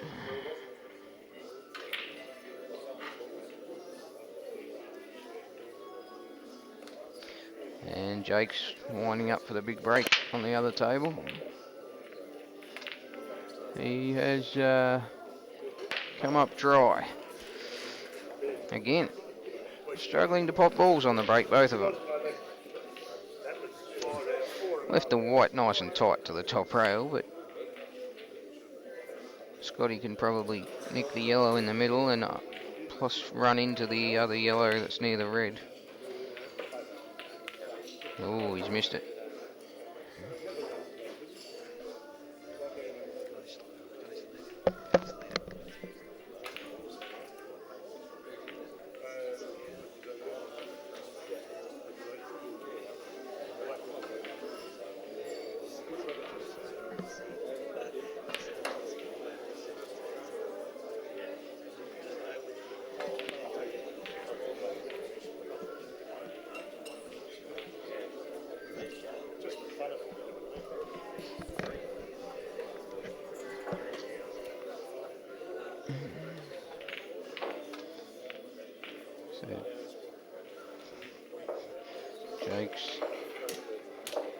Jakes. Oh, and the Brett Rogers has just informed me he's got to go and play his match now. So, unfortunately, you'll be left just with me. Might not quite have the same technical expertise to it, but we'll see how we go.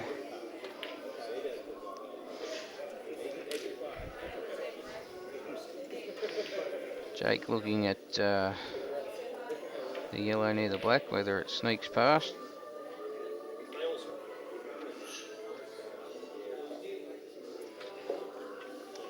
He's got to find a way to move that yellow beside the red or get behind it, one or the other.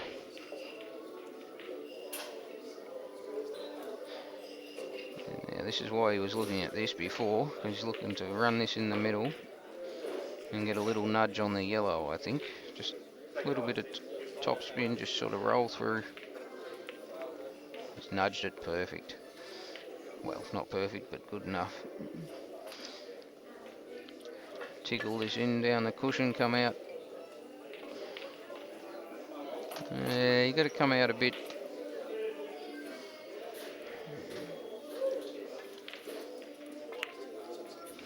That's it. Now he can just trickle this in and roll the black in the opposite middle, I think. Or run through and play it in the corner. Either way.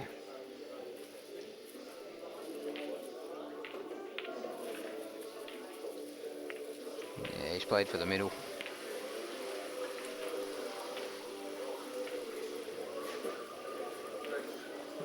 So 6-7, Jake pegs it back to. Scotty's still slightly favourite, 7-6 up. And Rusty reels off another frame over there to go 6-1 up.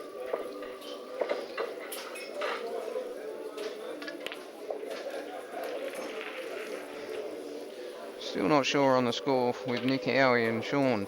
We don't know anything about that match.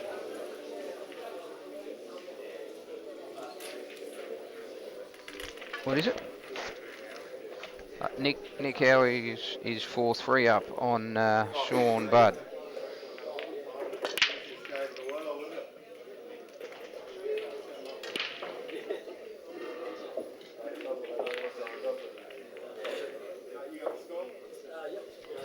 I think Patrick Hood's just missed a chance there, I think.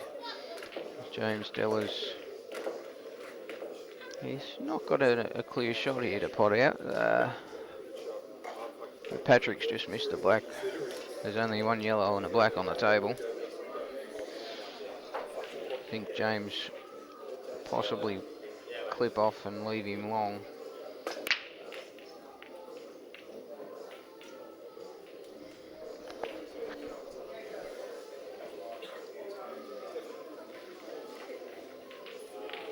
Yeah, and he has done. He's left the white middle of the back cush, probably 3 inches off, and the black's just past the middle on the side, so Patrick can't nick it in, I don't think. No. Patrick's He's brought the black out basically onto the black spot. Left James with probably a 6-foot half ball cut into the corner. The yellow's probably a foot and a half away from the corner and running possibly towards in off. So it's not an easy shot. James is going to have to play this well. He's missed it. Patrick's got a straight long black. He's probably 4.5 foot away from it. The black's a foot away from the pocket. He should knock this in, but it's a tester.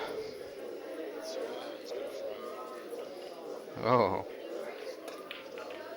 And what's his name? Jawan has finally got a frame against Skerry. He's 110 down, staging his comeback. he's got a bit of a sly grin on his face as to say, I've finally got a frame. Patrick's knocked in the black. So 7-4 to Patrick.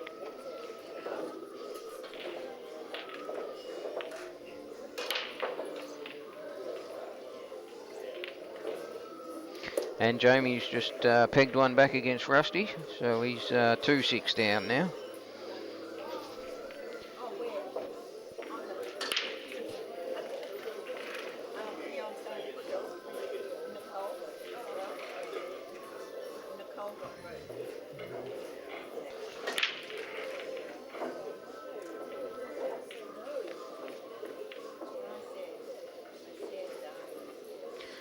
Scotty with a good chance here to get over onto that yellow on the side cush.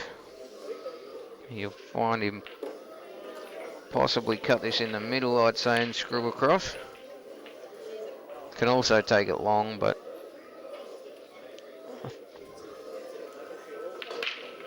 yeah, he's playing into the middle.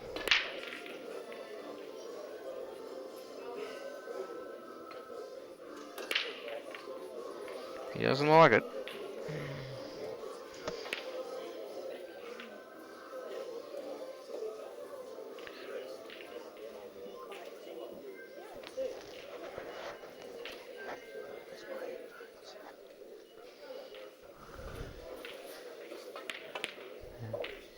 Oh, he's come under that. He's got too deep into it. I'm not sure if he actually played to kick that yellow then.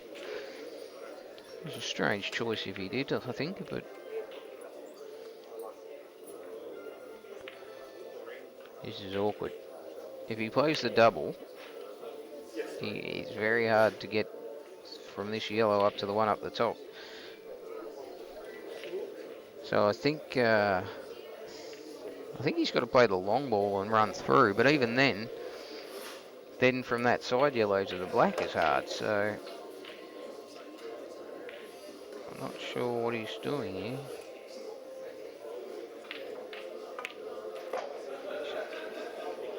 He's tried to cut it into the opposite corner and left Jake on the long red here.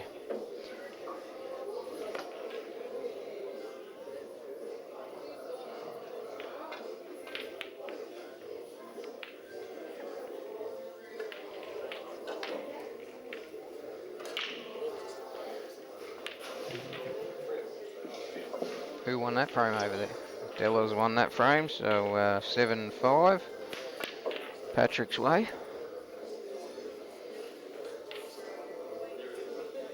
Bit of a tough battle over there. Patrick's playing well.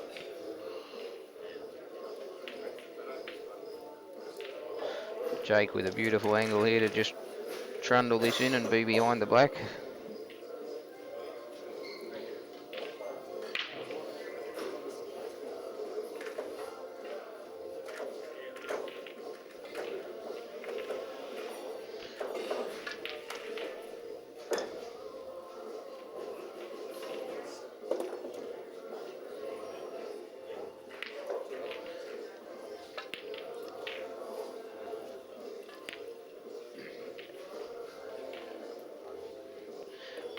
Rusty's just Just about to chalk up another frame to go 7-2 up. He's on the last yellow. Stun that in. Oh, he's come up and down. And now just ABC. Pot the black. 7-2 up.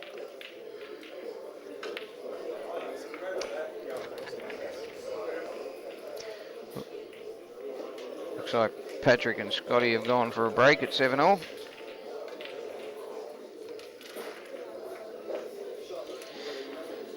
Ricky Lee and Ben Noonan still 3-4.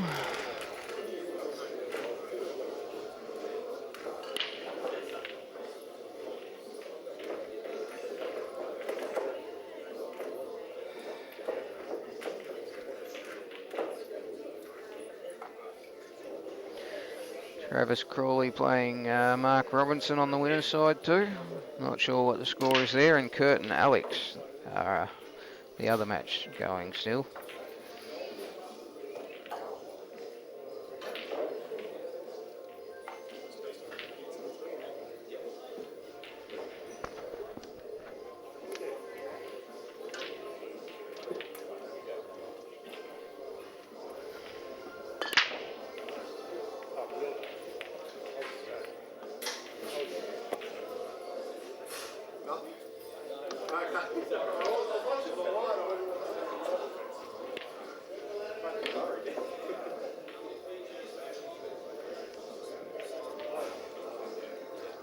Okay, we'll just switch over for all you Geelong fans out there. Patrick 7-5 up. Just, sorry, the table's a little bit further away from the cameras, but it's the best we could do under the circumstances. And Juan has got another frame against Skerry. He's storming along now, 2-10. He's just high-fived someone. I think it might be his missus, yeah. Skerry doesn't look phased yet.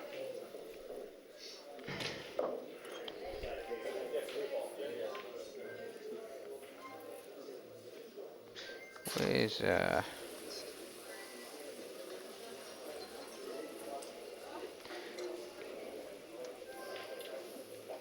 very hard to see the angles over there on that table with James and Patrick Hood, but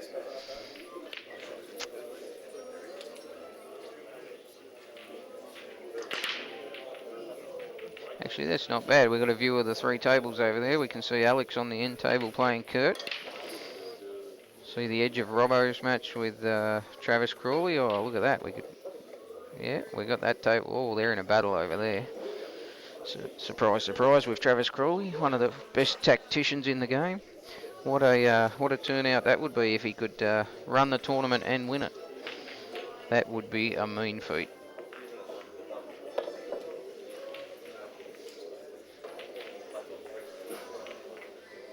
There's a lot of work goes into running one of these tournaments. It's run extremely well so far. I haven't seen too many hiccups at all.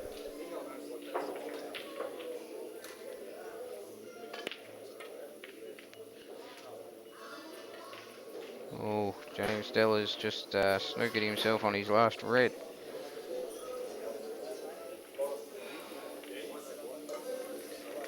Well, new favourite, as they say.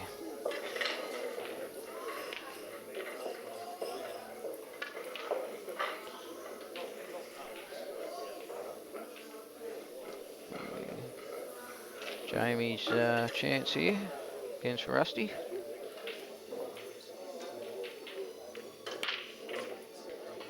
Oh, he's come a little bit far, but he's got two choices here. He can nick it in the corner or he can play for the middle. We've just tuned out of that, but oh, he had two shots on it. I didn't even know. He's bounced it out, and now he'll just roll it in. 7-3. 7-3 now, Rusty's way. Okay, we're back with Scotty and Jake.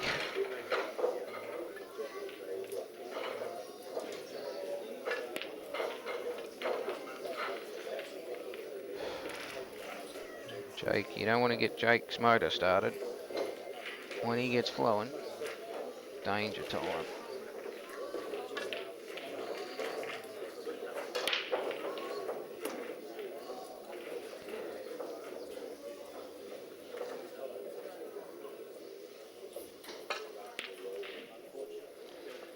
Ooh, he's got a bad kiss there.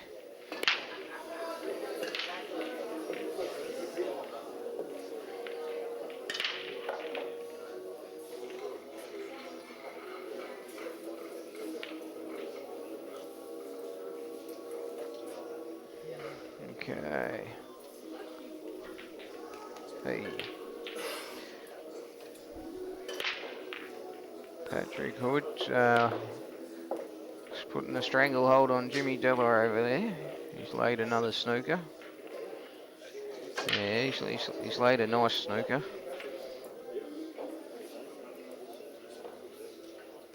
Might.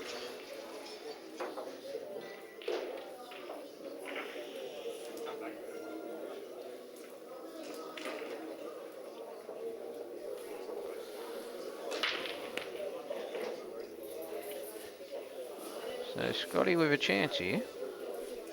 Jake was looking like he was in the balls, and he's just got that bad kiss, and now Scotty's got a chance here to go 8-7. Yellow does slide inside the red in the corner.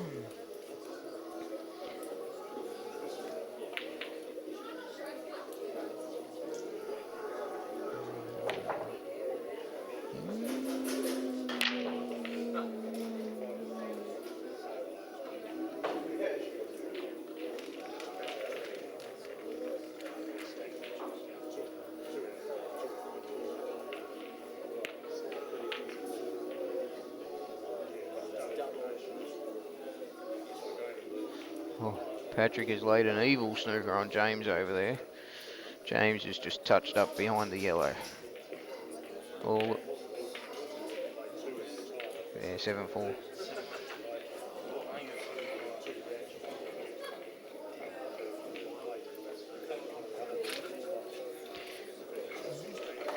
I think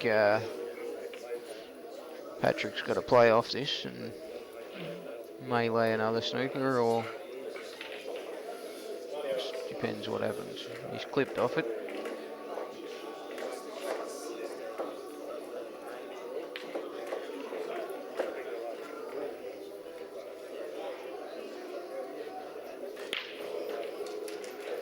So Scotty here doesn't want to be straight on this yellow. He wants a bit of an angle.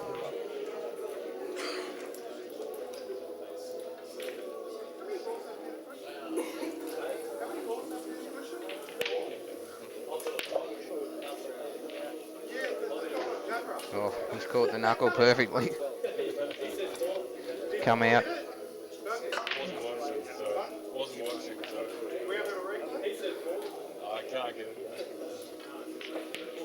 So Scotty 8-7 on Jake.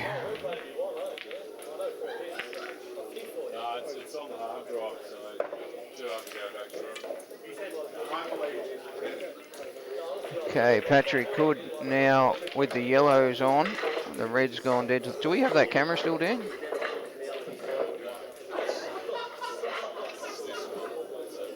Okay. Unfortunately, we don't have vision on this race, but as they near the 200 metre mark, Patrick Hood is looking like going game here. The red's dead in the middle of the top cush, so he's got free rein. It's down to his last two yellows. He hasn't quite come back far enough on there. He would have liked to. No.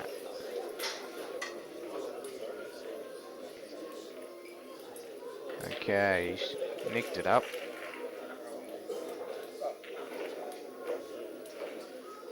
Yeah, he's just got to play this last yellow into the middle. Oh, he's overscrewed it a touch. He's overscrewed it a touch. Now he's not a straight roll, two roll-ins. It would have been if he was back about half a foot, but now he's got to sort of nick it in and run around the table. The red is dead, as I said, but he wants to take the frame at this visit if he can. He's played to run it up, and yeah, he's missed it, but it's in front of the black. James can play a nice weighted shot and get a snooker. Patrick will be able to come off the cushion and hit the yellow, but got to get the weight right on this shot, James. He's brought the red right out into the middle of the table, and he's left Patrick over on the side rail. Patrick's got to be a little careful here, because even half a sniff on James on that long ball, he'll knock it in. Oh, wow. Patrick's played a great shot there and got a snooker back. He's kicked the yellow up the cush a bit, but he's got the snooker.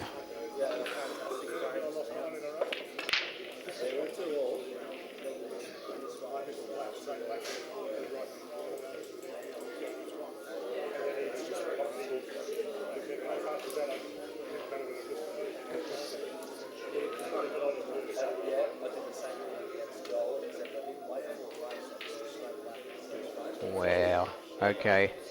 I couldn't see it properly. James did have a clear shot at the red just. He's snuck past the black and he's knocked the long red in.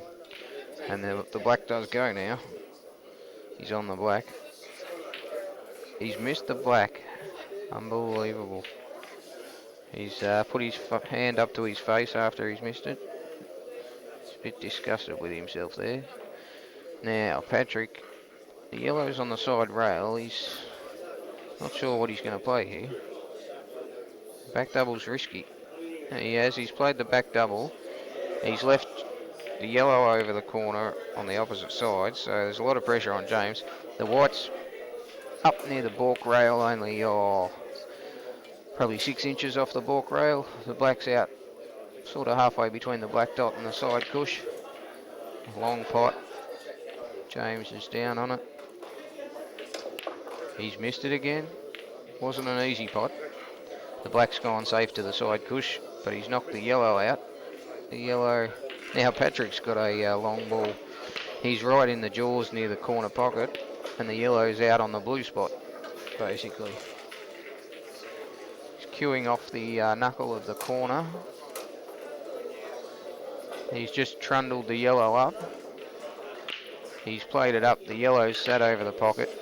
So now James is sort of on the balk line, and the black is on the right-hand side cush down past the middle pocket. So he's played it down the rail and he's missed it.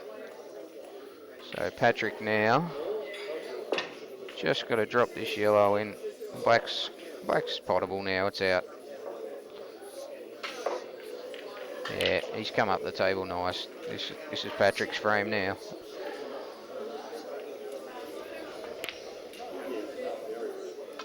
And the black's gone down. And meanwhile, Scotty's potted another black here while I've been watching the other table.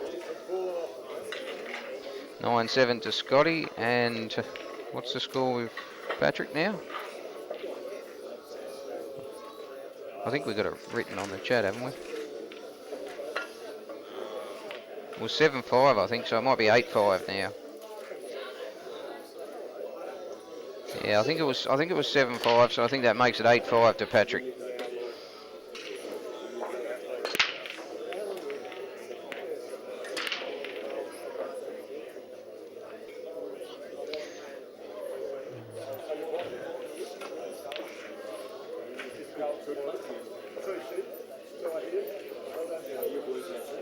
Meanwhile, Rusty's 8-3 up on Jamie.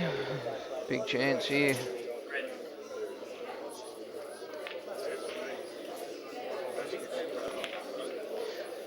Doesn't mind backing his potting ability, Rusty. He's not too worried about having a long black. Wow, and he's missed it.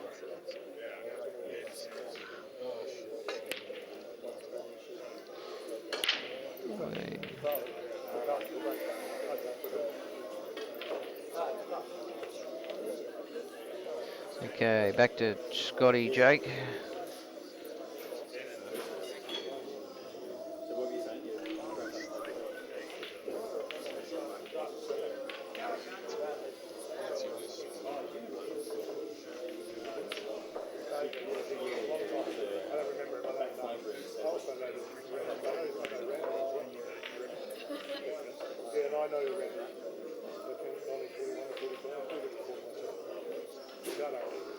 So Jake with a nice open spread here. He's going to run through, take this into the corner, come out off the corner red.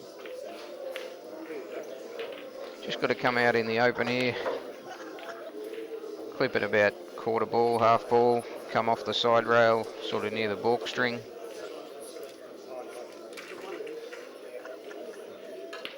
Oh, he's screwed it, that'll do. And he's landed, beautiful.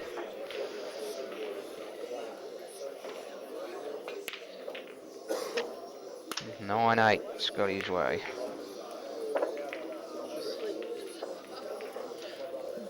So Ricky Lee and Ben Noonan, 5 all.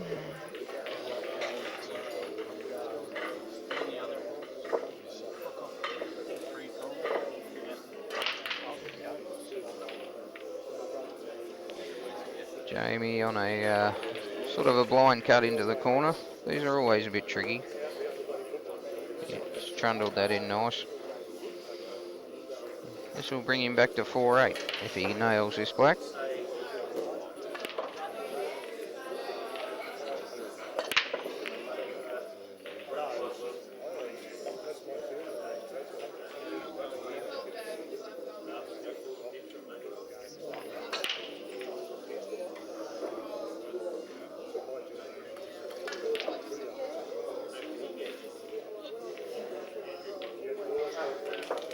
Okay, what do we got here? Open table.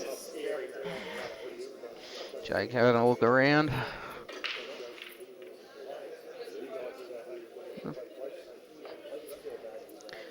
Possible reds here, I would say.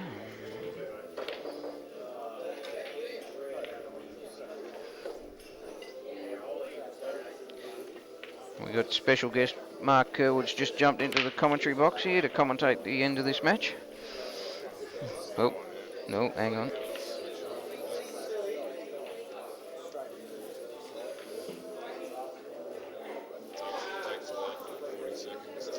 Okay, well, he'll be with us in about 40 seconds. The mic's just got to boot up.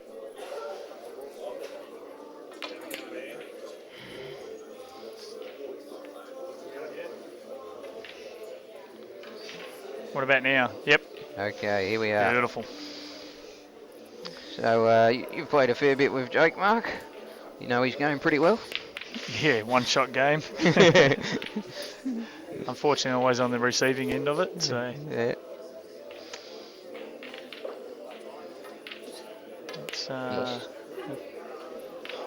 It's a tricky little out, this one. It's yeah, he's got that red near the black. It's posing a few problems.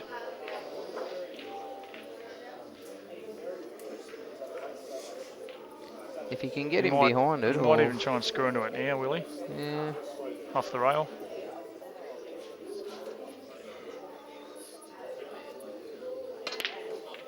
Oh. And he does. He's just missed it. Very, very stiff. He's tried to run into it off 3 rails. Just missed it. What do you think of the Nick Howie hairstyle, mate? Yeah, Nick Howie, he's sporting the Spartan look, isn't he? He's got the shaved on the sides, a big sort of wide mohawk across down the top, and a big bushy beard down underneath. He needs the ponytail at the back to complete it, don't you think, Mark? I'm a bit worried about him.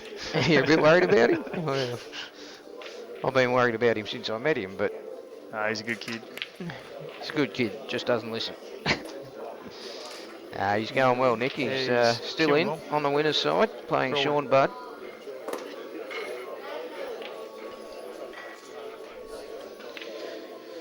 So Jake's played a containing shot there. He's Yeah, it was a very smart shot by young Jakey. Does have a few smart shots in his repertoire too, doesn't he? Scary, how are you? Fresh after your win? He looks like he's feeling alright. He's got himself something to eat and a beer. He's just relaxing. Through to the last 8 on the winner's side. Which Nick and Scary has the winner out of Nick and Sean Budd.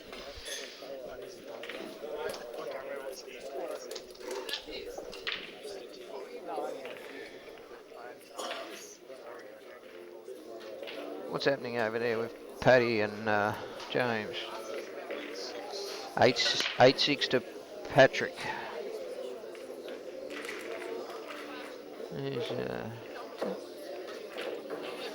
He'll be happy to keep that lead over the next couple of frames and sneak away with an 11-9. I think he'd be happy with that. What's this?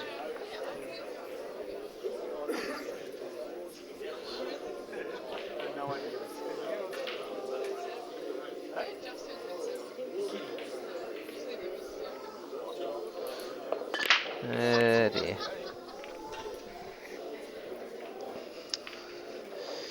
So, what's Jakey going to do? Stipchococus. I'm not quite sure who that is, but I'll try to keep you updated on the... I'll tell you what the scores are. 8-5, third down, ace is up. 8. So hang on one sec. Ace is up 8-5. Kurt's Ace up for 8-5. Ace is up 8-5. Yep. Okay. So Alec... 8-6 was a... Yeah. Yep. So Alec is up 8-5 over Kurt, I'll and tell you Patrick what, is 8-6 up That's on a James. very nice shot there by Jake. What about the Robbo Travis match? Do you know what that is? 2-0 to Robbo. They've been in some battles over there.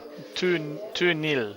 He said didn't say 2-0. He said 2-0. Oh, yeah. Kevin Malik, the Egyptian Elvis, has said 2-0. Two to him. Oh, mate, that's an awesome shot. Scotty has cued that in beautifully. Yes, he's a good shot. Good to shot. Good to shot. Nobody plays that shot better than... He's still got a lot of work to do, though. Just trying to work out what his plan is. Yeah. I'll tell you what my plan would be. It'd be dropping in a snooker in behind the yellow near the black. Well, I don't reckon that's any good, but I reckon if he pots the one over the centre and lands on the black, close to the black, and then runs his yellow inside Jake's 2 reds. Okay, yeah. Okay. But, I mean, Scotty being a snooker player is not even going to listen to me. No, I think Scotty's looking at the out here, but it's big. Well, he might be doing... I don't think he's landed on it, but I don't think it's a bad shot. I'm a big fan of the snooker. Develop your bad ball and... Look at that. Run the pot this in the centre, run the yellow down, cover the blackish sort of, with a little bit of side, and then come out in between the yellow and the black. Mm-hmm. But I don't know, I like my shot. I like putting the yellow down inside these 2 reds. Yeah. I don't mind that at all. But what does Woody know? Well, Woody's just recently made a final at... what tournament was it? Geelong and the semi at Albury. Geelong and the semi at Albury, yeah, so he knows a bit. That's a good shot. Very good shot. Made previous state teams too, and yeah, I lost. Woody lost to Mikey 11-9. Yeah, I played terrible. Credit to Mikey, good cure. who won that frame? Patrick and James, I think James might have won that frame. That's a pretty good shot. He's left the white in the right spot anyway.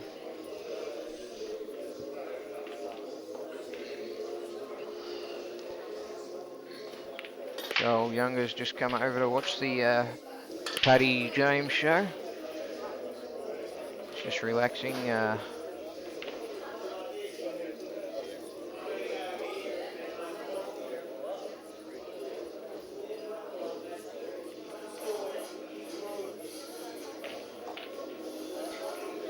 Yeah, Joel's through to the last 8. He's got the winner of Alex and Kurt. I tell you what, the old very good shot, Iceman, Crikey. Alec Avranardis, don't write him off as a big chance for this tournament too. Very, very consistent. If you look at the top players who are still in, you know, Robbo, Yeah, I was watching. I Joel, knew. Alec, you know, He's they're very, very solid, consistent performers. It's not, especially in a big tournament like this, over long races, over the 2 days, it's all about the mistakes you don't make. You know, you can play all the big shots you want, but if you make too many mistakes, you're not going to get there in the end. what a game, Pikey. Mm. Hey, 9-8. Yeah, A battle lot of here. pressure out there now.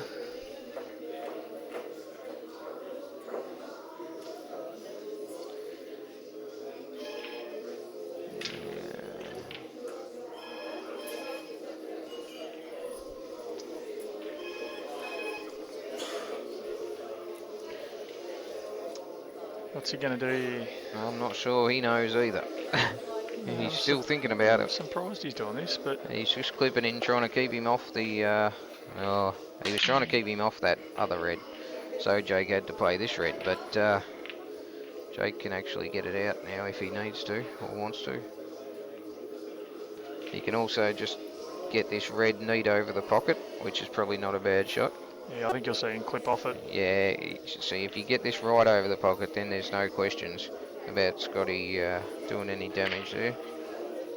See, now Jake's got the 2 reds on now, so Yeah. I think you'll see Scotty run this yellow up the top and sit it. Yeah, Scotty might try and cover the corner and hope that force Jake to play a double on the black, maybe. Well, actually, you know what he might do? He might even just roll into it. Roll the yellow onto the red. Make it back, not on. Tie it up again. Tie it up again.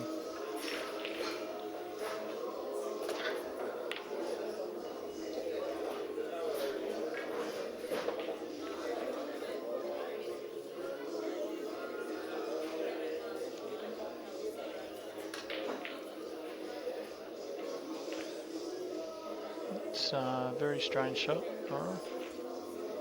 But then again, he's left a hard black for Jake, so I think he's saying, come on, Jake. See if you've got it. Yeah, well, this is. I probably wouldn't mind leaving an amateur this situation, but I don't know about Jake. That's a nice shot. It's all about getting nicely on this black, isn't it? Yeah, he's putting the pressure on, isn't he? Yeah.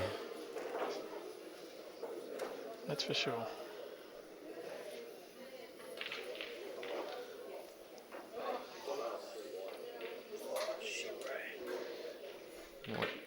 He's stretching over a bit as he's coming out.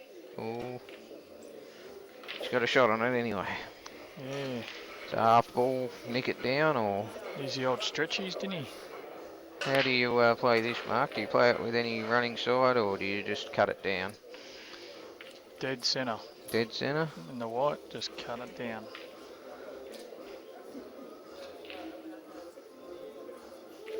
I think Jake was looking at a Oh no, double or something there, but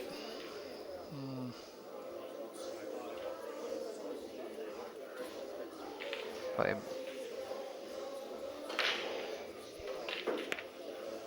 Oh, it's just come off the rail a fraction. it was a bit stiff. Just come off the rail, not much in it.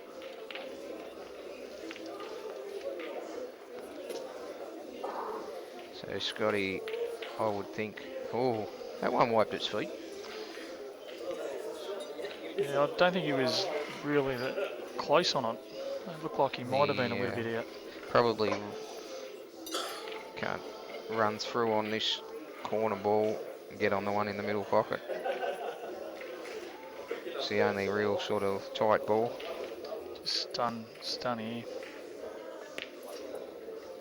Just across, that's it. Beautiful for Yeah. the centre. Perfect.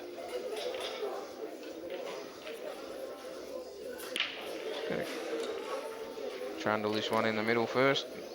Yeah, just roll them all in, really. Yeah.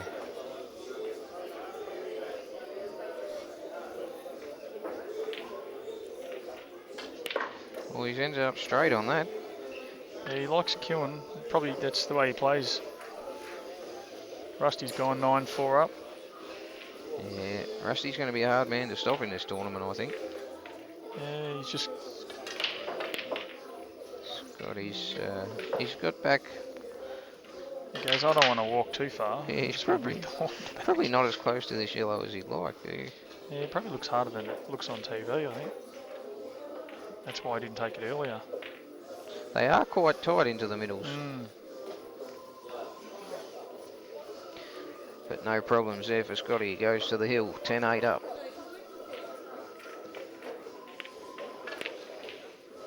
Yeah, 10-8. And Jake's disgusted that he missed that black. Yeah. He goes, I'm not very happy about that. I think Scotty sort of took the option of, well, got to let Jake have a go here. I've got to force him into taking it sort of play, but I might just pop over and see what the score is with James and Paddy.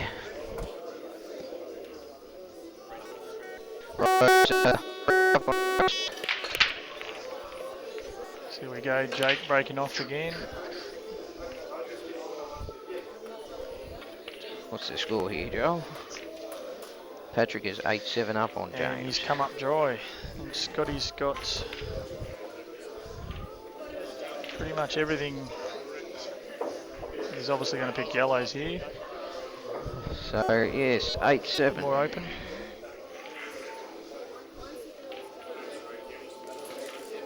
Pikey's back now to join us. And Yeah. Just went for a did you get roving some stroll. scores, mate? Yeah, Patrick is 8-7 up on James. And Robbo is 3-0 up on Travis. He's obviously playing well, Paddy.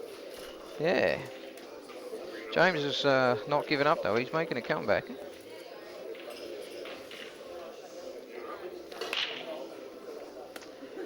Not that you would expect James to give up, really, would you? He's a fighter. Yeah, look, if they're there, he'll take them. So 10-8, wow. Yeah. Benny's 7-5, is it? As Rusty moves to 10-4 up. Yeah, I think Ben Noonan, yeah, he's... Yeah, Benny looks like he's starting to get into his stride, actually. And, you know, a lot of people have said Benny's not performing really at the moment, but I tell you what, when he gets his stride going... Yeah, Benny goes 8-5 up. He is on the loser's side, a long way to go, but... So, no, hasn't really got the advantage, but I think he's probably got to win about another 7 matches on the loser side probably to get back to the final. Yeah, it's a lot. It's a lot, 7 or 8, yeah. Well, I think I just played in the last 32 in the losers. Yeah, so it'll be about 6, 7. So what do we got here? Scotty's on an air. Yeah, Scotty's his hardball is, I reckon, the one above the black. He's got because it doesn't go down the bottom here, bottom left. He doesn't. If he plays this ball in the balk rail, he wants to have an angle still on this yellow to get down, because if he comes too far, he could be in all sorts of trouble. Yeah, well, he's got to land perfect on this. Yeah, he's probably stunned into the red, maybe. No, he's come back this side. It's a little bit short. It's just not ideal. That's why I thought it was always going to be a bit tough. What do you think about running into the yellow here? No, he won't go to the bottom pocket. I mean, he has to go. He's got no choice. He has to go. He's got to pot it center. in the middle. I think he might even run into the yellow. Yeah, well, actually, that's probably his best option. Half ball on the left-hand side of the yellow. You're pretty right about that. I reckon that's probably his best option. Unless he screws. Looks like he's playing a deep screw. Oh, wow. That is a great positional shot, What do we know? That's mate. huge. That's what Brett was talking about with Scotty's cue ball control. That's just amazing. It's a great shot. Yeah, Screw into the red here. yeah. If he can, No, I reckon he will. hold on the red, soft screw. Yep. Oh, you saw the white spinning there. He played that with a lot of side, which he generally does on shots.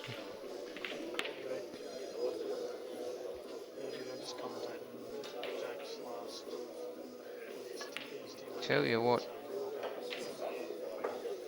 so it's only 10-8, but that could have been a critical situation there. Jake ends up sneaking this frame, and then 10-9 gets one back. All of a sudden, it's 10-all.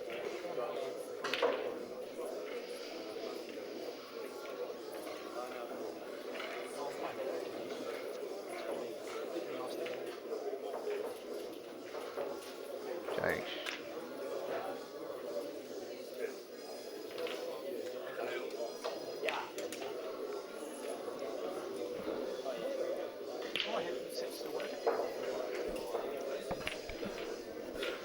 Can you hear? You can hear me? Oh. How we going? What's happening here? It's a big change, isn't it, Pikey? The How do we missing that ball. No comments on the commentary now.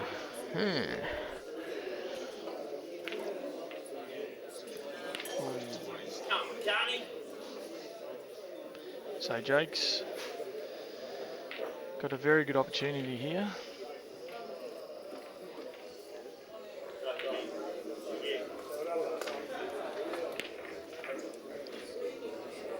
A little bit short there.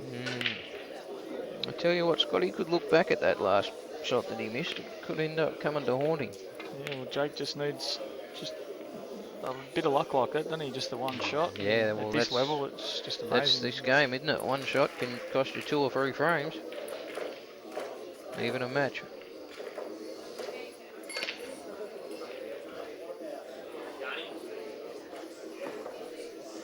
There's a nice shot. He's landed beautifully.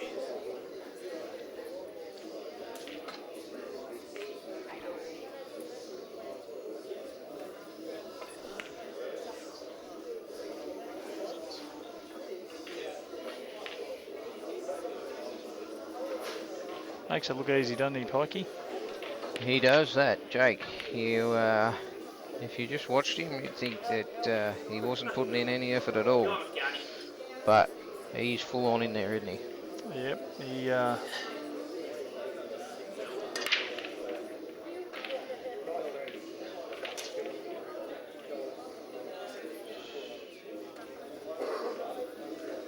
Run through, black in the corner.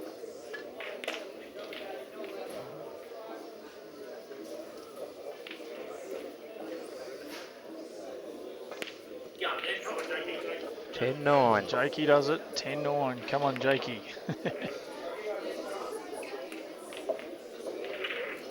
This is where the little twitches can come in now, can't they, Mark? A bit of fresh scoreboard pressure coming to the end of the match. That's it, mate. You've got to try and control those emotions and nerves and just focus on just potting the balls like they're any other ball. That's it. Play like you're playing at home. That's it.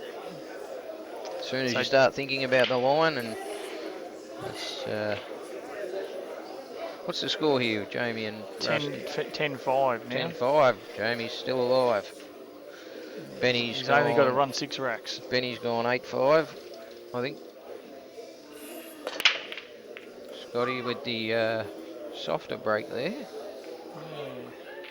Just kept the white nice and tight to that yellow somehow. Very interesting break. Yeah, they didn't sort of open up, did they? I didn't see too many balls hit the rail, did you? Well, I wasn't paying attention to that, but yeah, they sort of all just moved out and none really...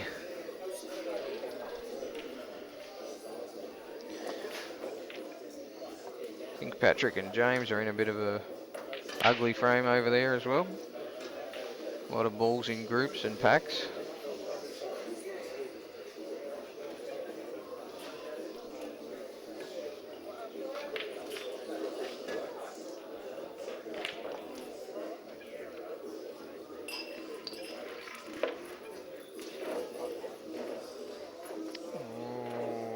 that's not good. Yeah, Rusty 10-5 up, ready to break.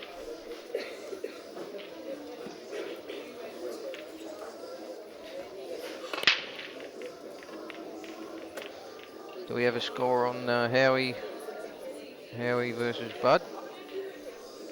No, I haven't. These guys down here will know.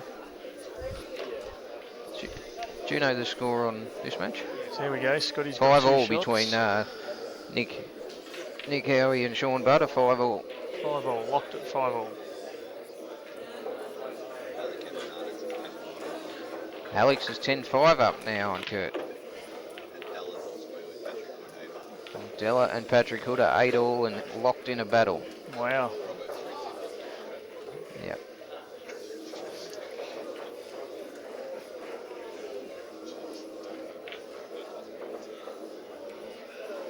Which one, the Robbo Travis? Yeah, they've had a few battle frames. Mark playing super consistent pool at the moment, Mark Robertson. He is, isn't he?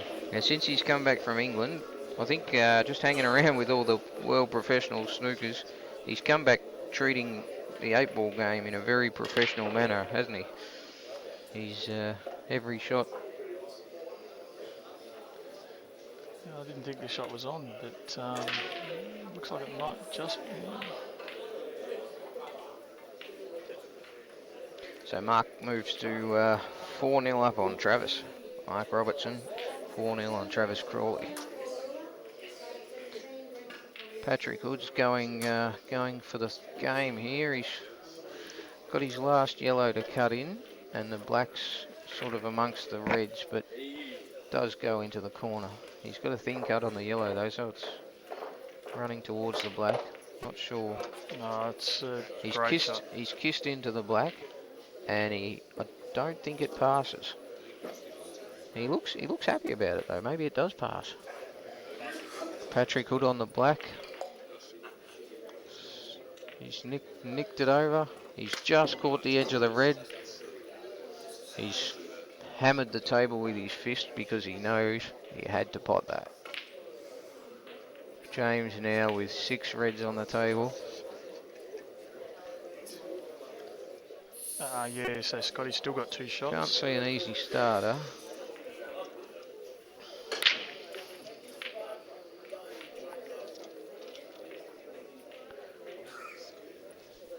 James with a big chance to go 9-8 up on Patrick here.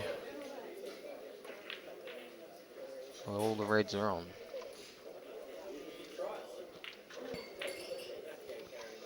He'll just clip off the bottom yellow, the bottom red. I reckon he'll go off. This might actually be on, is it? No, it's actually on. Yeah, black's on.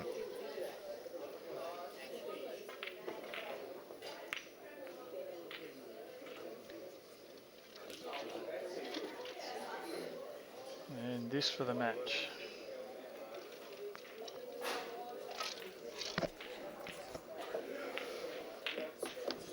And he's done it. Scotty has beaten Jake 11-9. That is a great effort.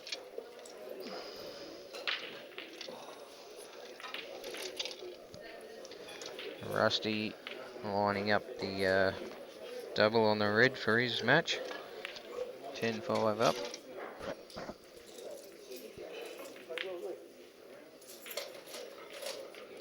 Didn't quite hold for the black like you would have liked, but still cuttable. And confirmation, James has gone 9-8 up on Patrick.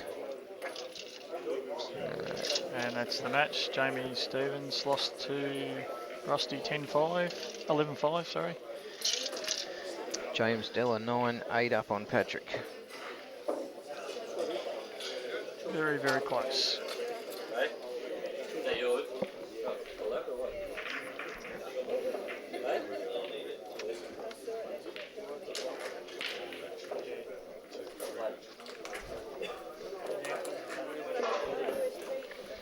Yeah, catch him, man. Yeah.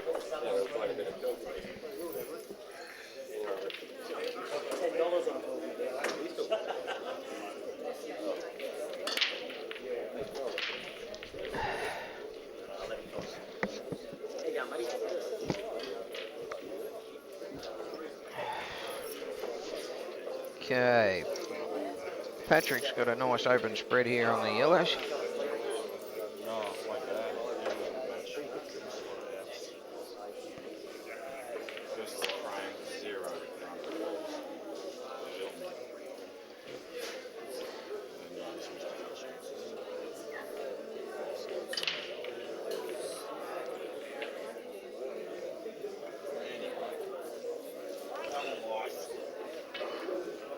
first one. Got to play 1,000 more fucking matches there.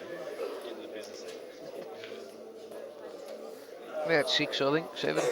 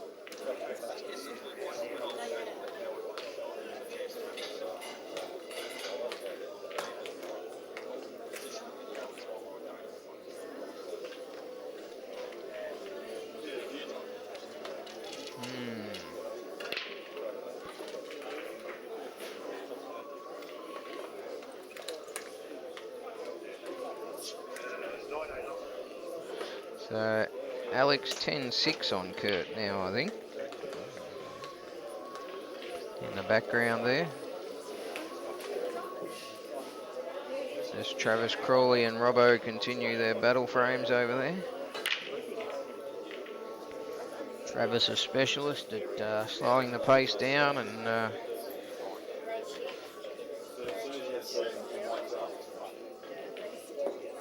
Patrick playing the combination shot there. Kept the yellow on. I think big chance here. Big chance to go. She played it off the red. Takes the corner yellow, rolls the yellow in the middle and rolls the black in.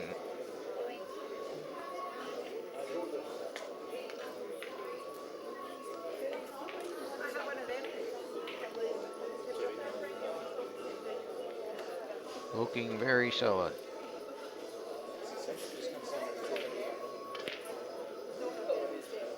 So this for 9-all between Patrick and James. 9-all. Takes his time, steps back, pulls up the shorts, comes in, and bang.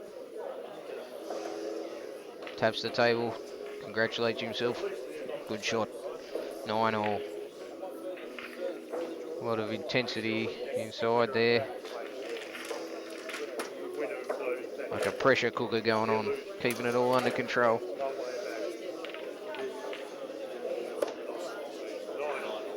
James 9-all.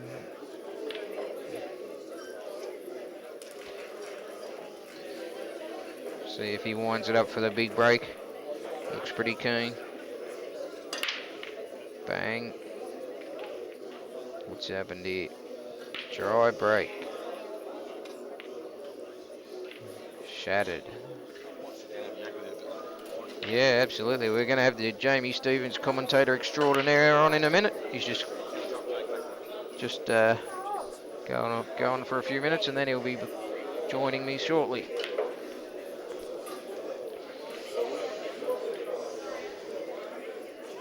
So Patrick with first dip at the yellows here. And we got Scotty Matthews just come past to drop off his cue. How are you feeling, Scotty? Good win? Yeah, not bad. There you go. So Scotty through to the last 8 on the winner's side as well. Things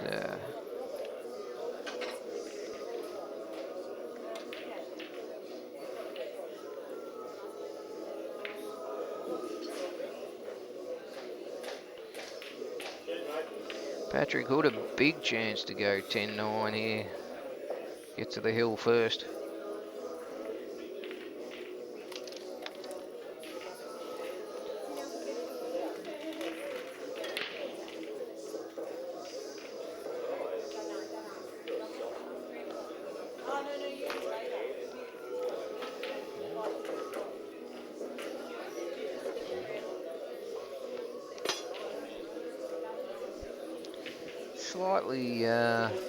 Slightly out of position here, but I might be able to hold on the black. It's hard to see. Oh, just held. He's got a thin cut on this yellow. He's losing the white a bit here, because if he was back a couple of inches, it'd be pretty straightforward. But now he's got to nick this in pretty thin. Got to contend with the red in the middle pocket. He's come off the jaw of the middle pocket. So left himself a long black. See if he does the shorts again. Yep, no, he's took a breath. He's pumping the cue, psyching himself up. He comes back over. Oh, Robbo's there. It's funny how things like that can...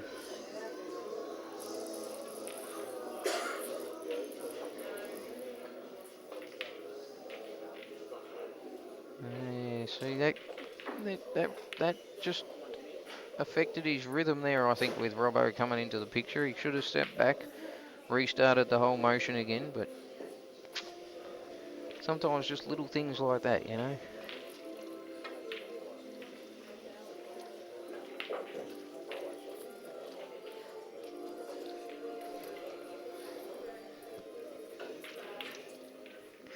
So Della with a chance now to go 10-9.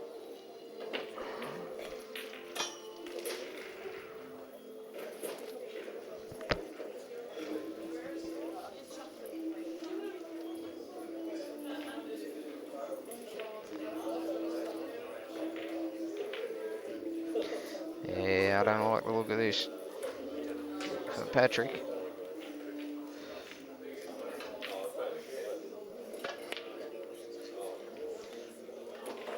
Cannot see James making a mistake here. Runs through. Couple of options here.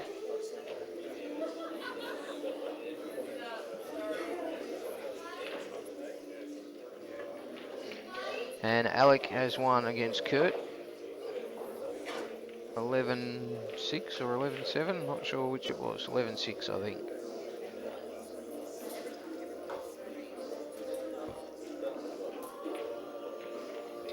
So, Alec will be playing Joel Younger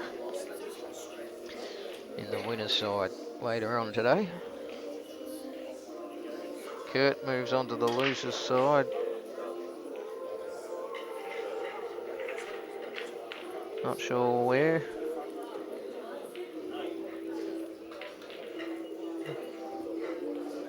Could possibly be playing Brett Rogers or Dale Watson, maybe in about two rounds' time. Sam Lilly on the loser's side.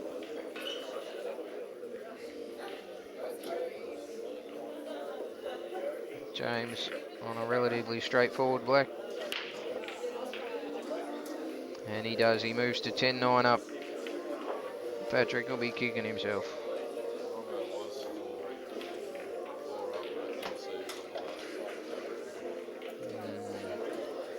And just glanced across here, Ricky Lee is back to 7-8 down on Ben Noonan now, staging a comeback.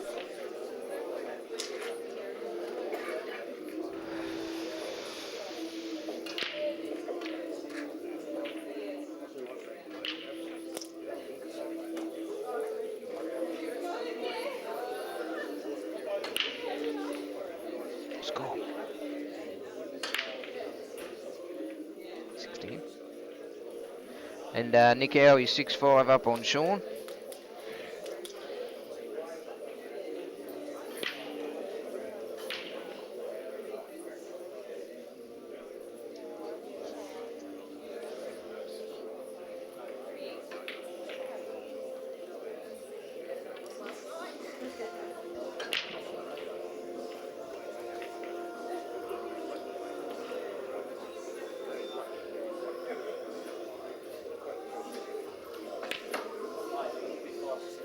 So Patrick, big chance here in the balls. Hopefully not affected by that last opportunity missed. Played that off the yellow. It's quite a big shot. Ended up with the white on the rail.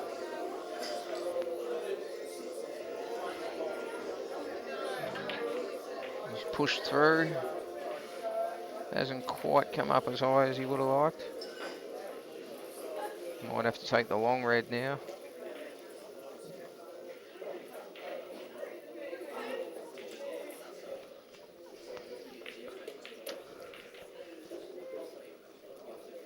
Yeah, I think he's got a...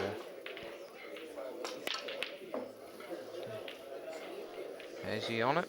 Is he on it? He's having a look. Oh, it's hard to tell by the mannerisms.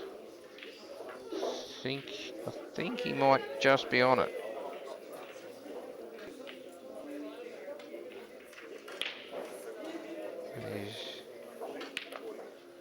He wasn't on it. He had to play the double. Oh no.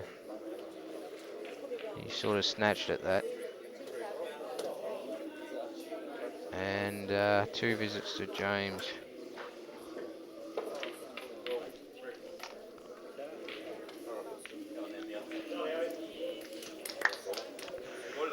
Okay. Unfortunately, I think that could be Patrick's last chance. So, James will just come out between these 2 yellows. Work his way up the table.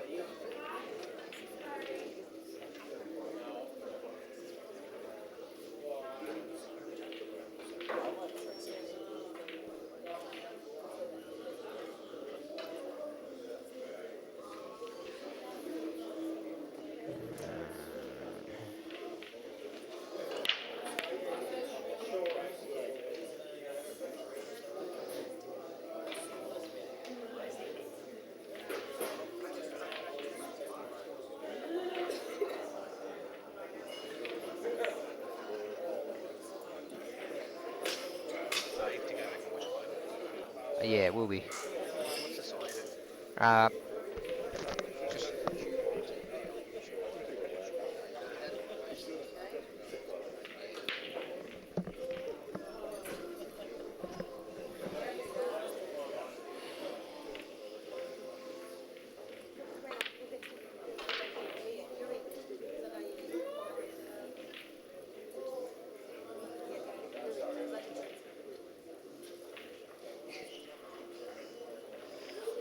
So James has missed 1, so he's going with 1 here, but gives Patrick a slight glimmer of hope.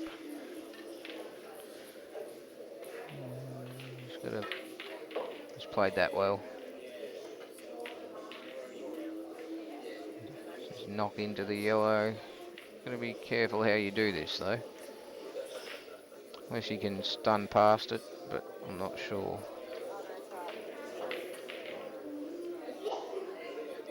Looks like he's screwing off it. The yellow must go pretty easy.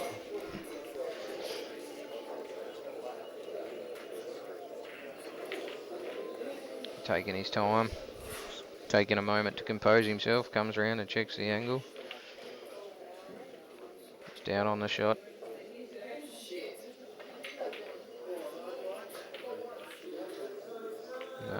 No waivers there. He's half ball cut into the middle. And it's over. So Patrick Hood moves to the loser's side of the draw. James Delahunty advances to the last 8 on the winner's side. And I believe Dan's just setting up the camera so we can get some live coverage of the Howie Budd match.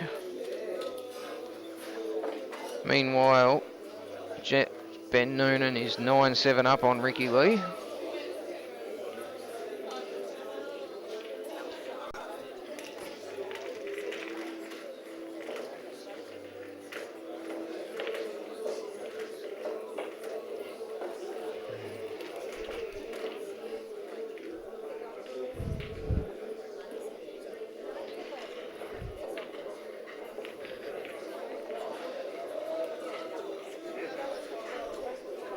And Nick Howie's 7-5 up on Sean Budd. He was 3-0 up. I'm not sure what it is now. Mark Robinson. Possibly 4-1 maybe.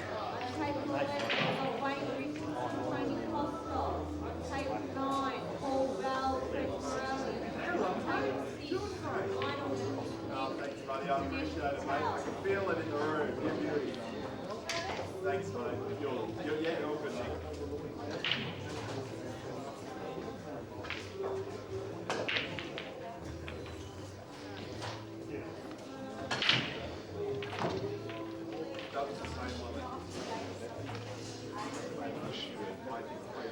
We'll just be back in about 2 minutes. Yeah. Because it's only one. I mean, it's the same ball hitting it in the white. Yeah. Dan, can we get a replay of that? Yeah, 1 sec. Can you count the balls, mate? Yeah. 15. 16. We're all there. I can't break. I saw the last one.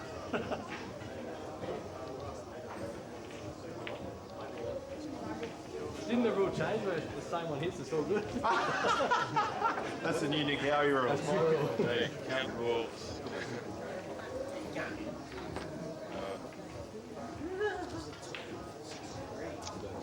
The same one hit the cushion 3 times.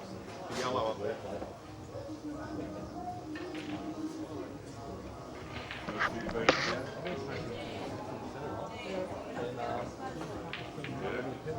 Correct.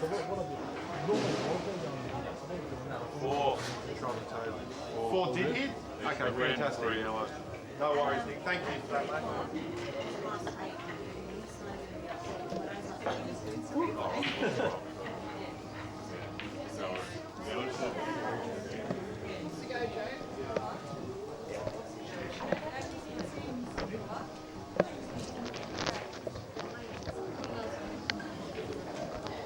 Alright.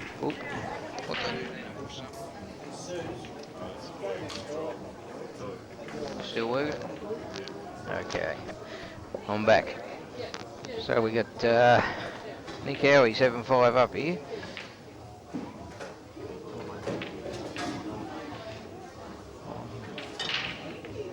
Open table by the looks of it, yep. Now, as you can see, this is what we were talking about with this hairdo.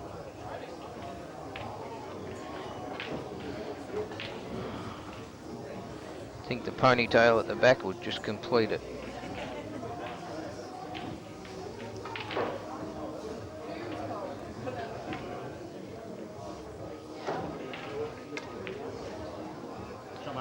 Yeah, he's played that well. He's just opened up the red, tickled that one in the middle.